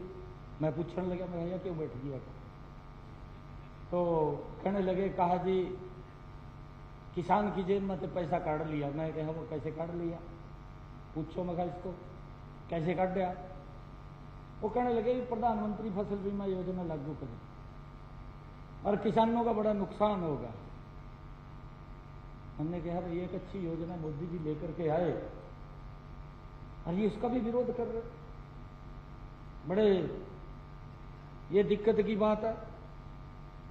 मैंने उसको कई बार पूछा है, आज मैं आप लोगों को बता रहा हूं, आज भी बात उनके पास जाएगी। वो धरने पर तो बैठ गए, अपनी तरफ नहीं देखा। 10 साल उनकी सरकार रही, किसान की फसल के खराबा हुआ है, कितना मुआवजा मिला? 2 रुपए, 5 रुपए का चेक दिया गया, भद्दा मजाक किया गया, उसको भूल गए। 1100 करोड़ रुपया दिया 10 सालों के अंदर, और हमारी सरकार ने आकर के किसान को भाइयों 12,500 करोड़ रुपया अगर किसान की फसल का खराबा हुआ है उस तक पहुंचाने का काम किया। मुझे ध्यान में है जब मैं विधायक बना था, हमारे वहां से एक नारायणगढ़ में तेल के इंडस्ट्री थी, सरसों के तेल की, उसमें आग लग गई। तेल बहुत था और वो जो इंडस्ट्री थी वो जहां पॉपुलेशन थी उसके नियरेस्ट कॉलोनियां बड़ी डेवलप थी, उनके नजदीक वो फैक्ट्री थी। मैंने कहा तो भारी नुकसान हो जाएगा। मेरे को पता चला कोई 12 बजे रात को, मैं 12 बजे उठा, मैं कहा काफी नुकसान न हो जाए, मैं सीधा वहीं चला गया। मैं जाकर के देखा भी आग तो बहुत ज्यादा लग रही, तो मैंने फोन किया फायर ब्रिगेड। फायर ब्रिगेड नहीं, ये शुरू की बात है, फायर ब्रिगेड नहीं। मैंने अंबाला फोन किया, अंबाले से 3 गाड़ियां उन्होंने भेजी, उनके पास 3 गाड़ियां, डिस्ट्रिक्ट का हेडक्वार्टर। मैंने फिर हमारे पड़ोस में नाहन है हिमाचल प्रदेश में, रात को हिमाचल प्रदेश के डीसी को उठाया।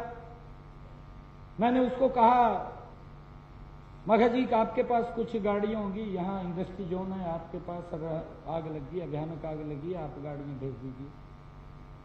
वहां से उसने भेजी 3-4 गाड़ी, और गाड़ी और आग फिर भी काबू में नहीं आ रही।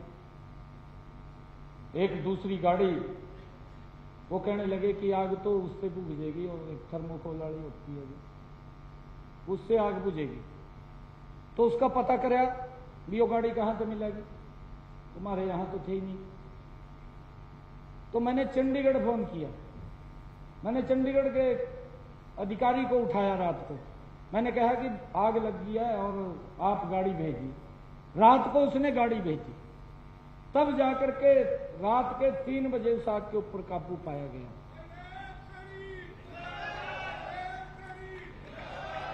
और उसके बाद हमने निर्णय किया कि जितनी भी फायर ब्रिगेड के अंदर गाड़ियां हैं उनको दुरुस्त किया जाए। मेरे ख्याल से हर जगह वो थर्मोकोल की गाड़ी भी भेजी, मोटरसाइकिल भी भेजी भी, अगर किसी गली में आग लग जा भी मोटरसाइकिल से भी आग बुझा दे जाएगा। ये बड़ा सुधार किया उसके अंदर। लोगों को सुविधा मिलनी चाहिए, मौके के ऊपर क्या होता है क्या नहीं होता, परंतु ध्यान नहीं दिया गया। लोग जूझते रहे समस्याओं से। परंतु आज मुझे खुशी है आप लोगों को बताते हुए कि लगातार हमारी सरकार ने भाइयों ये काम किए हैं, लोगों को सुविधाएं पहुंचना, लोगों तक सुविधाएं देना।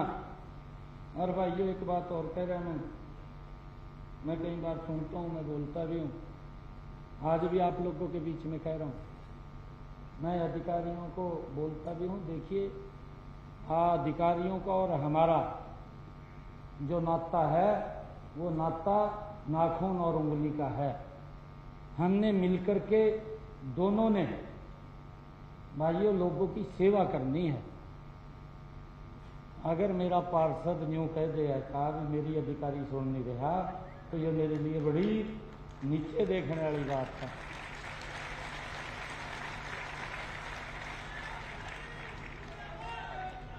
मैं 24 घंटे बाद सुनता हूं, मैं आज से नहीं, मेरी आदत है।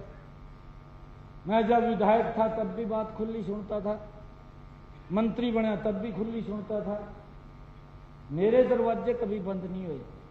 सांसद बना तब भी नहीं, मैं कभी ये नहीं है रात में 12 बजे भी आ गया कोई व्यक्ति, भाई बात सुनो उसकी, कोई दिक्कत होगी, और कई बार इस तरह भी आ जा। मैंने भी जा कह दिया एक दिन, मैं कहा 24 घंटे दरवाजे खुले है, मैंने कह दिया। रोज तक ते आए 5-6 जने, और रात के 12:30 बज रहे, मेरे को बताया है, कहा जी कुछ लोग मिलने वाले आए। मैं कोई बात नहीं, चाय चुय पिलाओ, मैं कहा मैं आ रहा हूं। तो मैं गया, 10-12 जने थे, तो मेरे को कहने लगे, मैं कहा बताओ जी आदेश करो। मैं कहा क्या है? कहना जी आदेश तो कुछ नहीं था, कहा बस देखने आए भी, कहा 12 बजे मिल भी ले या नहीं मिल ले।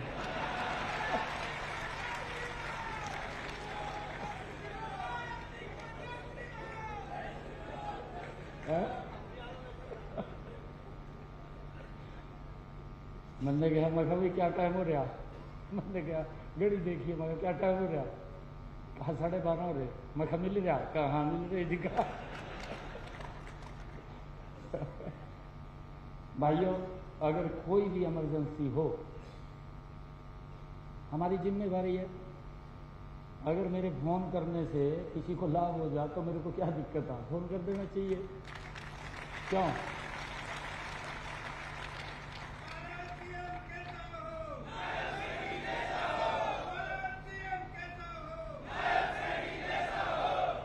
भाइयों लगातार हम सुधार के अंदर लगे हुए हैं। अभी सुभाष सुधा जी ने भी कुछ बातें आपको बताई हैं। आदरणीय मनोहर लाल जी ने बहुत जबरदस्त काम किए हैं, और मैं आपको बताना चाहता हूं, हरियाणा के लोगों को लंबे समय के बाद इस बात का एहसास होगा कि जो सुधार किए हैं वो गजब के सुधार किए हैं उन्होंने। देखिए सिस्टम इतना गड़बड़ था, जब ये मैं भी विधायक बना, मैं आपको बात बताता हूं एक सुधार की। मैं विधायक बना तो लोगों को अपेक्षाएं होती हैं, विधायक बन गया, मंत्री बन गया, और चलो भाई छोरे को नौकरी लगवानी है, सुमन ने भी ले ली, पर्ची पकड़ ली। मैं मुख्यमंत्री जी के पास गया, कहा जी मेरे से मखा ये पर्ची दी है लोगों ने बच्चे लगाने हैं। तो मेरे बड़ी देख कर कहने लगे मनोहर लाल जी, कहा इसको जेब में पहले, कहा या मेरे को दे, कहा या मेरे को दे दे, मैं पहले जेब में। मेरे को कहने लगे, कहा जो पैसे जैसे पहले चल रहा था वैसे चलाना है या सुधार करना है। मैंने क्या सुधार करना है जी? कहा फिर इस पर्ची को जेब में पहले, कहा भाइयों आज उसका एहसास हुआ, आज उस बात का एहसास हुआ। मैं किसी भी गांव के अंदर जाता हूं, जो बड़ा गांव है, बड़े गांव के अंदर जो लोग ये बोलते थे कि हमारे गांव से एक बच्चा 2 बच्चा ही नौकरी लगता था और वो भी पूरा गांव इकट्ठा होके जाता था तब लगता था, ऐसे ऐसे गांव के अंदर मैंने खुद अपने उससे देखा है 300 बच्चे उस गांव से बिना पर्ची बिना खर्चे के लगे हैं। एक भी गांव ऐसा नहीं है या शहर का आपका वार्ड ऐसा नहीं है जहां से बच्चा बिना पर्ची बिना खर्ची के नौकरी ना लगा हो। स्टैंड लिया, सुधार हुआ। अगर स्टैंड ना लेते तो सुधार नहीं होता था। कुछ बीच में भी गड़बड़ कर देते हैं, ऐसा नहीं है सारा ठीक है, कोई गड़बड़ कर देता है बीच में। आपके सामने अधिकारी ने गड़बड़ की, तुरंत कार्रवाई होगी, जेल में चले गया, देर नहीं करी। ये नहीं सोचा भी सरकार के क्या मतलब है, जब हम सुधार में खड़े हैं तो उसके ऊपर तुरंत कार्रवाई होगी। अंदर चला गया, आप लोगों के सामने है, परंतु सुधार के लिए मजबूती से खड़े रहे। भाइयों इसको लेकर के चाहे नगर पालिका है हमारी, चाहे नगर परिषद है और चाहे हम देखते हैं नगर निगम है, एक बहुत बड़ा भ्रष्टाचार इसके अंदर था, क्योंकि खुद हम भी देखते थे। लोग चुनाव कर देते थे, हम पार्षद बन गए हैं, हम चेयरमैन के लिए जब चुनाव करते थे क्या स्थिति होती थी आप लोगों के सामने है, आप सबको मालूम है। एक बहुत बड़ा उसके अंदर लेन देन चलता था, परंतु हमने उसके ऊपर स्टैंड लिया कि भाई ये भ्रष्टाचार खत्म होना चाहिए। कहीं ना कहीं ये विकास के अंदर अवरुद्ध है, बाधक है, विकास नहीं हो पाता, क्योंकि उसको चिंता हो जाती है जो चेयरमैन बनता है भी भाई पैसे कहां से पूरे करने हो जाती है, पैसा लगा है इतना पूरा भी करना उसके अंदर हो जाती है उनकी।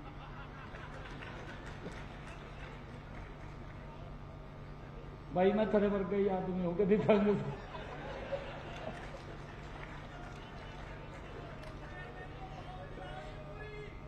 उसमें डायरेक्ट चुनाव का निर्णय करे,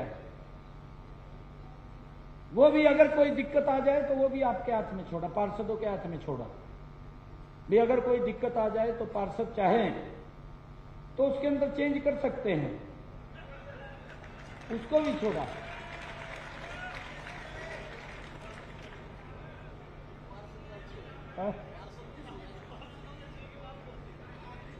जी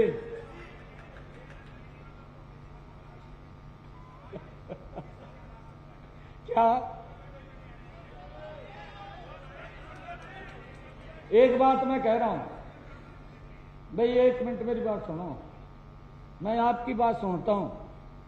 कभी भी आपको मेरे से कोई बात करनी हो, आप कभी भी आ सकते हैं, मेरे से आकर के बात कर सकते हैं, मेरे को बता सकते हैं। कई बार कोई काम करते हैं उसके अंदर जब वो लागू करते हैं तभी पता लगता है ना भी दिक्कत आई है या ठीक है, पब्लिक से ही पता लगता है, फिर उसके अंदर सुधार भी करते हैं। अगर कोई भी बात आपने करनी है तो आप मेरे से आकर के कर सकते हैं, मेरे को मिल सकते हैं, आप आकर के बता सकते हैं, उसके अंदर सुधार है, हम फिर बात बोलते हैं। मैं ये देखता था पिछले दिनों हमने निर्णय किया कि जो अनऑथराइज कॉलोनी है उनको ऑथराइज कर दो, ऑथराइज तो कर दी, परंतु हम देखते थे, हम भी हैरान इस बात से थे कि एक कॉलोनी है, उसके अंदर एक प्लॉट बना हुआ मकान बन रहा है, उसके नजदीक खाली प्लॉट पड़ा है, उसके आगे फिर एक प्लॉट और बना पड़ा है, वो दोनों प्लॉट तो अप्रूव्ड है, जो खाली पड़ा अनअप्रूव्ड है। ये बड़ी दिक्कत आ थी हमारे समझ। मैं कहा भी जब कॉलोनी वही पूरी कर दी, मैं अधिकारियों के साथ बैठा, मैंने पेन उठा करके एक बाउंड्री मार दी कागज के ऊपर। मैंने बाउंड्री मारी, मैं कहा ये बाउंड्री है, कॉलोनी है ये हमने अप्रूव कर दी। इसके अंदर कोई व्यक्ति रजिस्ट्री कराओ, कोई व्यक्ति अपने 100 गज के प्लाट में से 50 गज बेच दो, कोई उसकी फ्लोर बेच दो। मैं कहा भाई तेरे को क्या दिक्कत है, पहले तो मेरे को समझा आ जाए।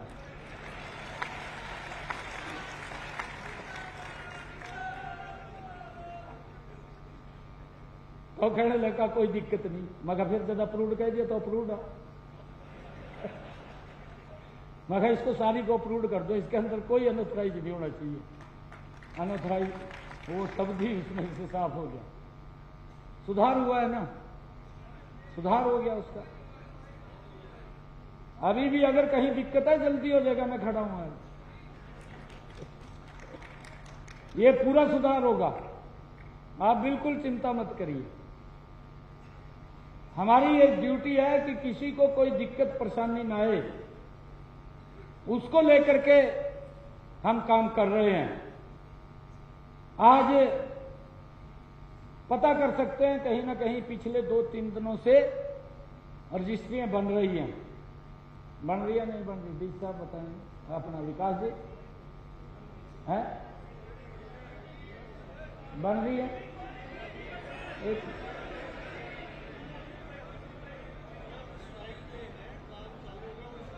अच्छा नहीं मैं बता रहा हूं, वो रजिस्ट्रियां होनी शुरू हो गई हैं।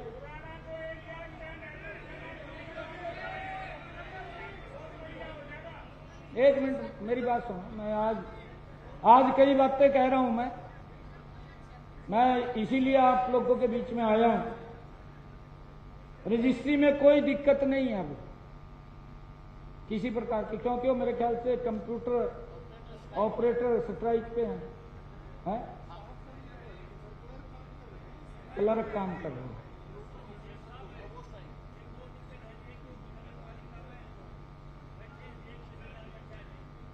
और हमने प्रधान जी बैठ गए थे, हमने इसके अंदर एक और सुधार किया है। जो एग्रीकल्चर जोन होता था, एग्रीकल्चर लैंड थी, एग्रीकल्चर लैंड के अंदर अगर हमें रजिस्ट्री करानी होती थी और टाउन प्लानिंग लड़ा का खड़े हो जाता। वो कहा करा था, कहा जी आप पहले एनओसी में रहते थे, हमने उससे भी दूर कर दिया। जो एग्रीकल्चर जोन है उसके अंदर तो काफी दिन से हमने सुधार कर दिया कि यहां तो रजिस्ट्रियां होंगी, इसमें कोई भी रोक टोक नहीं है, हो रही है उसकी रजिस्ट्रियां।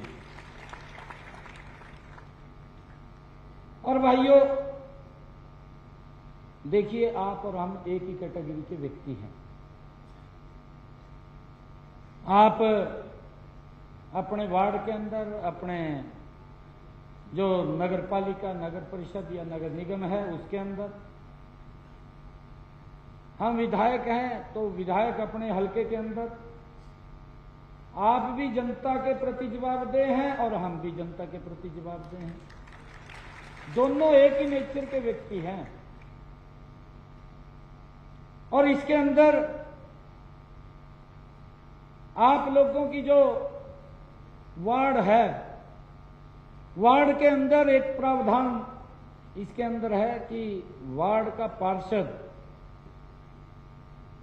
जब वो चुनाव संपन्न हो जाएगा उसके 6 महीने के अंदर एक कमेटी का गठन करेगा और उसका चेयरमैन हमारा वार्ड का पार्षद होगा, उस कमेटी का चेयरमैन।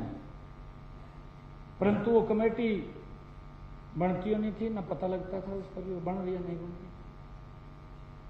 वो कमेटी बने और उसकी जिम्मेवारी तय हो,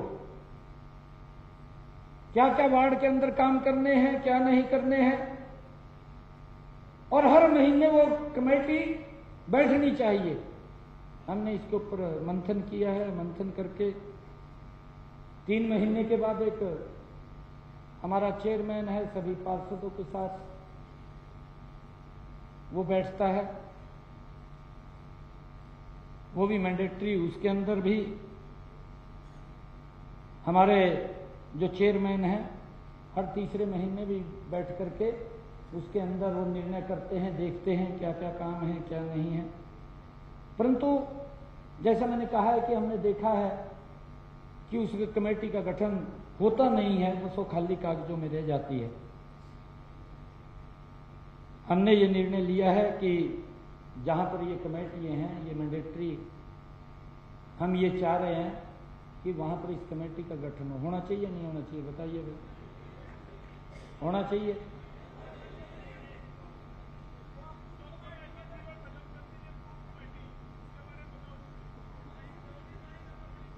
और उस कमेटी को इतना अधिकार भी हमने इसके ऊपर मंथन किया है कि अपने वार्ड के अंदर वो कमेटी बैठ करके अपना बजट तय कर ले कि इन विकास के काम हैं और इतना पैसा इनके ऊपर खर्च होगा, वो भी उसको पास करे। ये निर्णय हमने इसके अंदर किया है। और हमने ये निर्णय किया है कि किसी भी कारण से जब तक वार्ड कमेटी गठित न हो तब तक वार्ड कमेटी की पूरी पावर वो पार्षद के पास रहेगी। ये निर्णय किया, ठीक है? जब तक उस वार्ड कमेटी का गठन नहीं होता तब तक उस की पूरी पावर कमेटी की वार्ड पार्षद के पास रहेगी।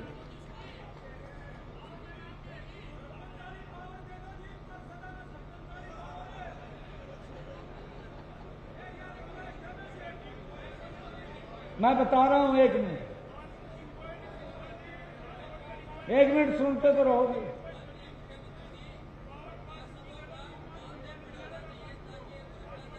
एक निर्णय हमने ये लिया है कि जब तक कई बार सेक्रेटरी नहीं लगता, सेक्रेटरी के कारण भी बहुत दिक्कतें आती हैं, और सेक्रेटरी नहीं आता तो हम अपना ना तो कोई काम कर सकते हैं, ना कोई बैठक का एजेंडा लिख सकते हैं, ये बड़ी दिक्कत आती है। अगर सेक्रेटरी नहीं है या सेक्रेटरी आ नहीं रहा तो ये हमारे जो चेयरमैन है, हमने चेयरमैन को ये ताकत दी है कि वो किसी भी स्नातक जिसने बीए की हुई हो, स्नातक व्यक्ति को वो पकड़ेगा और अपनी पूरी कार्रवाई लिखवा लेगा। उसके लिए प्रति बैठक 1000 रुपया देने का प्रावधान भी इसके अंदर हमने किया है। उसको यह दिक्कत नहीं है कि सेक्रेटरी नहीं आया, भी सेक्रेटरी के कारण ही हमने रेजुलेशन पढ़ा है, वहां बैठ करके लिखना है। इसके अंदर हमने ये आपको अधिकार दिया है पूरा का पूरा कि अपने वार्ड के अंदर पार्षद वो अगर बैठक बुलाएगा, उस कमेटी की सेक्रेटरी नहीं आता, उसका रेजुलेशन लिखना है, और उस रेजुलेशन को, उसकी कार्रवाई को लिखने के लिए किसी भी एक ग्रेजुएट युवा को उसको लिखवा सकते हैं। ये हमने इसके अंदर आपको अधिकार दिया है। और इसी प्रकार से हर 3 महीने में पार्षद को बतौर चेयरमैन वो भत्ता भी मिलेगा, ये भी उसके अंदर निर्णय किया है। दूसरे विभागों के संबंधित कई बार आप लोग ये कहते थे, ये समस्या हमारे सामने आती थी कि भाई जेई नहीं है, कभी कह देते थे कोई एमई नहीं है। अब यह अधिकार दिया है कि अगर जेई एमई नहीं है और वहां शहर के अंदर किसी भी विभाग से आप एसडीएम को या डीसी महोदय को जाकर के एप्लीकेशन देंगे कि मेरे यहाँ एक अधिकारी को भेज दें, तो तुरंत आपके उस एस्टीमेट के लिए किसी भी अधिकारी को जिले से या वहाँ सब डिविजनल ऑफिस से किसी भी कर्मचारी को आपके यहाँ भेजेगा और उसका तुरंत काम होगा।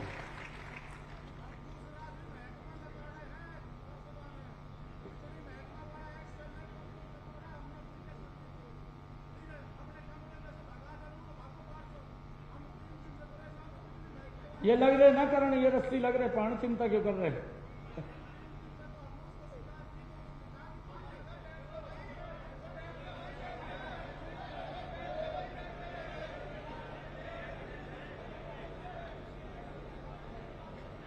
एक बात और कह रहा भाई, मैं मेरी बात सुन लो।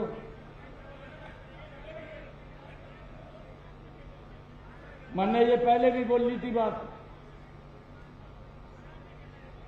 कई बार कह दे यहां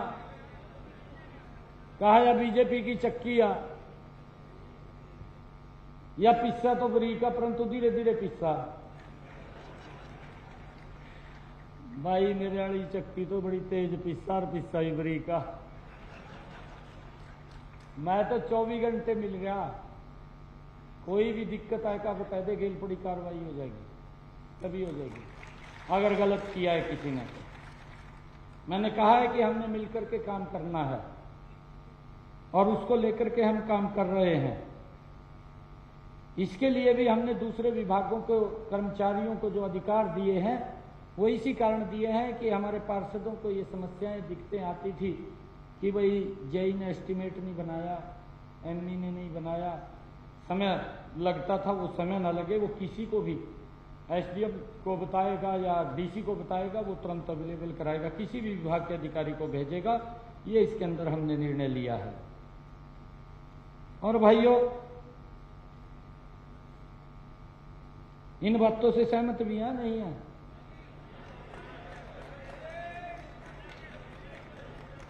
जो सहमत नहीं है लिख कर दे देंगे मेरे को लिख के दे देंगे जो भी सहमत नहीं होगा। और मैं आज ये आप लोगों के बीच में कह रहा हूं कि अगले हफ्ते से इन चारों सुझावों को सरकारी आदेश मानकर चिट्ठियां जारी हो जाएंगी अगले 4 दिन में। नगर पालिका के पार्षद को बैठक जो वो बुलाता है हर महीने एक ऑनरेरियम के तौर पर, हर बैठक का 1600 रुपये, नगर परिषद के पार्षद को 2400 रुपये और नगर निगम के पार्षद को 3000 रुपये वो हर बैठक के मिलेंगे। और आप लोगों ने कुछ मांगे भी दी थी।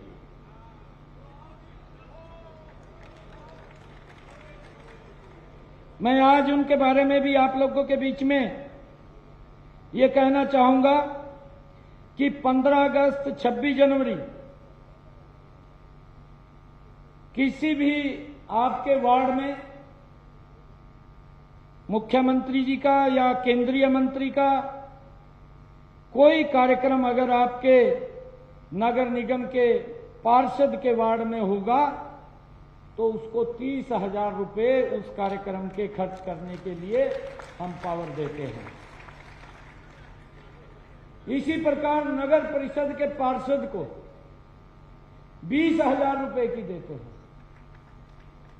नगर पालिका के पार्षद को 10,000 रुपये की राशि वो इसकी मैनेजमेंट के लिए खर्च कर सकता है, वो उस कार्यक्रम के आयोजन के लिए। ये भी हम आज इसको आप लोगों के बीच में कह रहे हैं। दूसरा, पालिकाओं में जो पार्षद हमारे हैं उनको आयुष्मान भारत चिरायु योजना के अंदर चिकित्सा सुविधाएं उपलब्ध कराई जाएंगी। उनको भी जो ये कार्ड है वो दिया जाएगा। पालिकाओं के सभी पार्षदों अपने अपने वार्ड में जितने भी काम आपके वार्ड में चल रहे हैं, कोई भी काम चल रहा है, उसकी निगरानी का अधिकार हम आज से पार्षद को दे रहे हैं।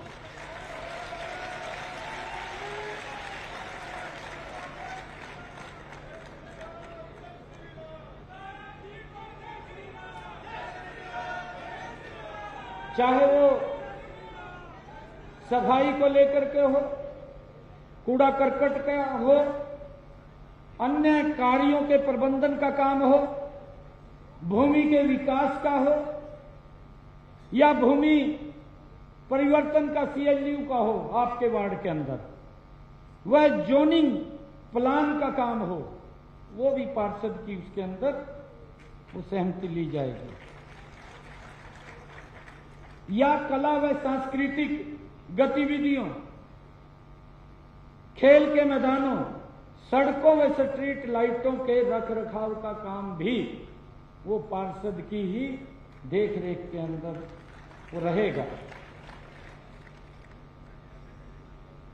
सार्वजनिक स्वास्थ्य केंद्रों की गतिविधियों, विशेष रूप से बीमारी की रोकथाम करने में सहायता करने का काम हो या जिला एवं पालिका की योजनाओं के बारे में सूचना प्राप्त करने का काम हो, ये भी अधिकार हम पार्षद को दे रहे हैं।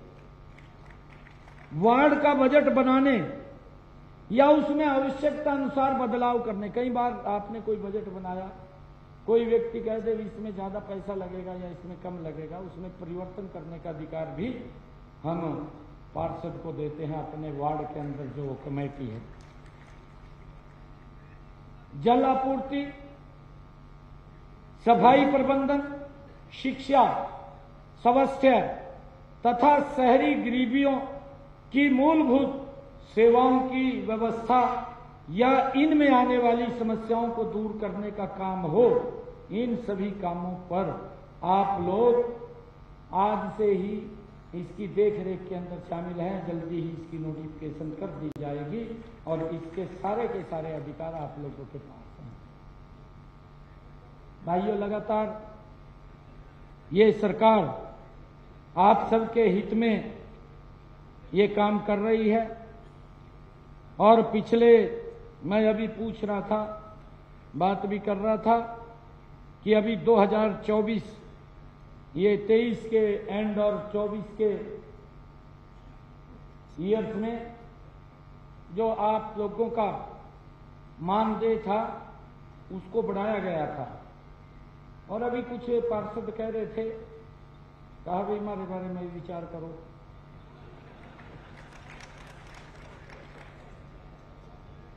भाई जरूर विचार करांगे इसके बारे में भी। मैंने अधिकारियों को कहा, अधिकारियों को नहीं देखिए आज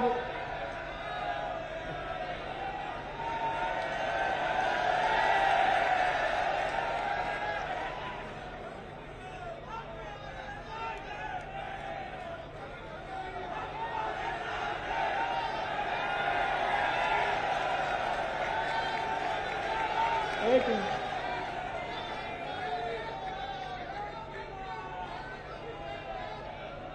इसके बारे में एक मिनट, इसके बारे में मैंने अधिकारियों को कहा है कि आप इसकी पूरी वर्किंग करिए और जल्दी ही, नहीं मैं कह रहा हूं ना जी, इसका पूरा एजेंडा खाका तैयार कर लें।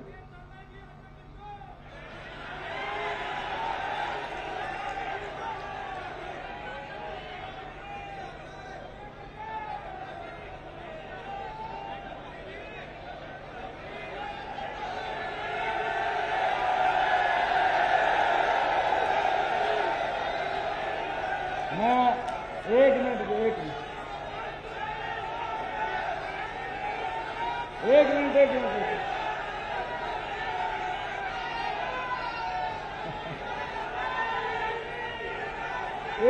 जी,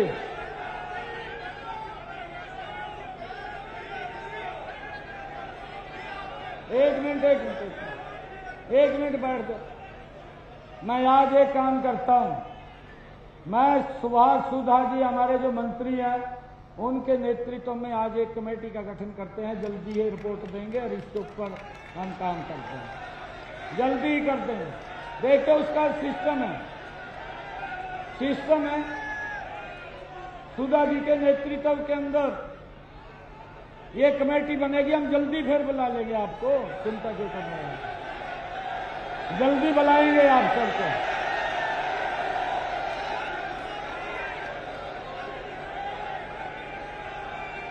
आपको जल्दी बुलाएंगे, फिर करेंगे, मैंने कहा ना करेंगे। एक बार पूरा मंथन कर ले उसका कितना हुआ। कमेटी मैं सुभाष सुधा जी के नेतृत्व में बनाने की मैं आज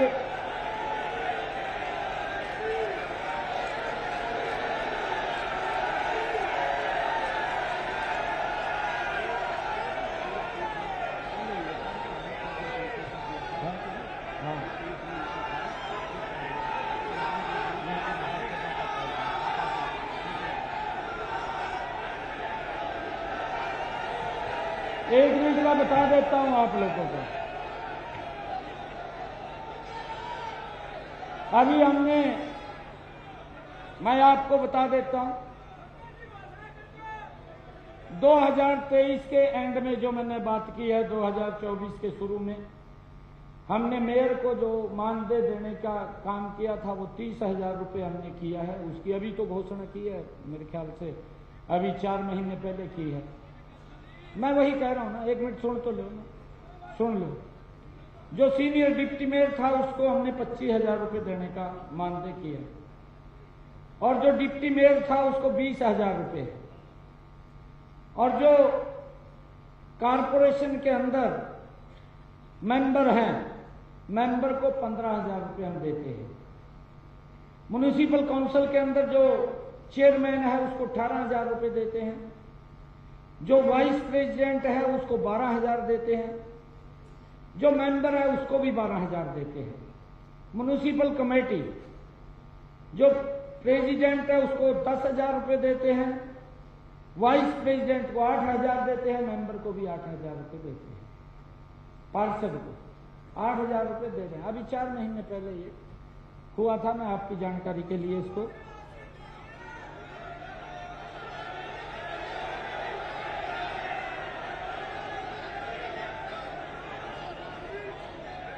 अरे एक बात और बता रहा हूं,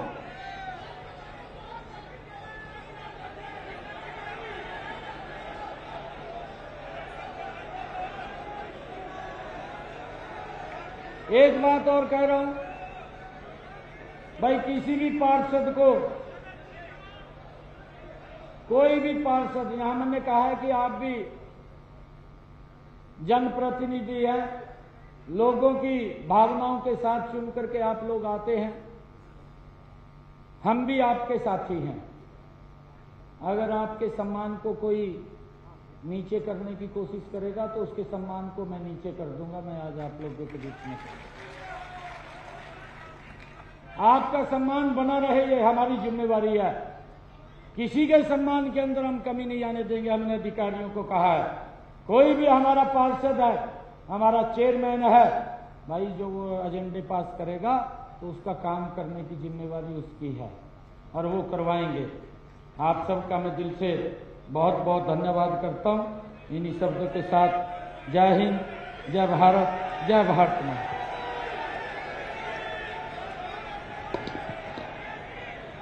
अभी रुकिएगा, अभी 2 मिनट का प्रोग्राम और बाकी है।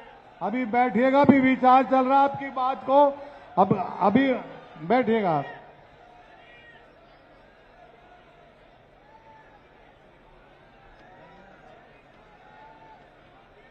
जिला प्रशासन ने, हाँ भाई, आपके लिए चाय का इंतजाम, आप चाय पी के जाएंगे।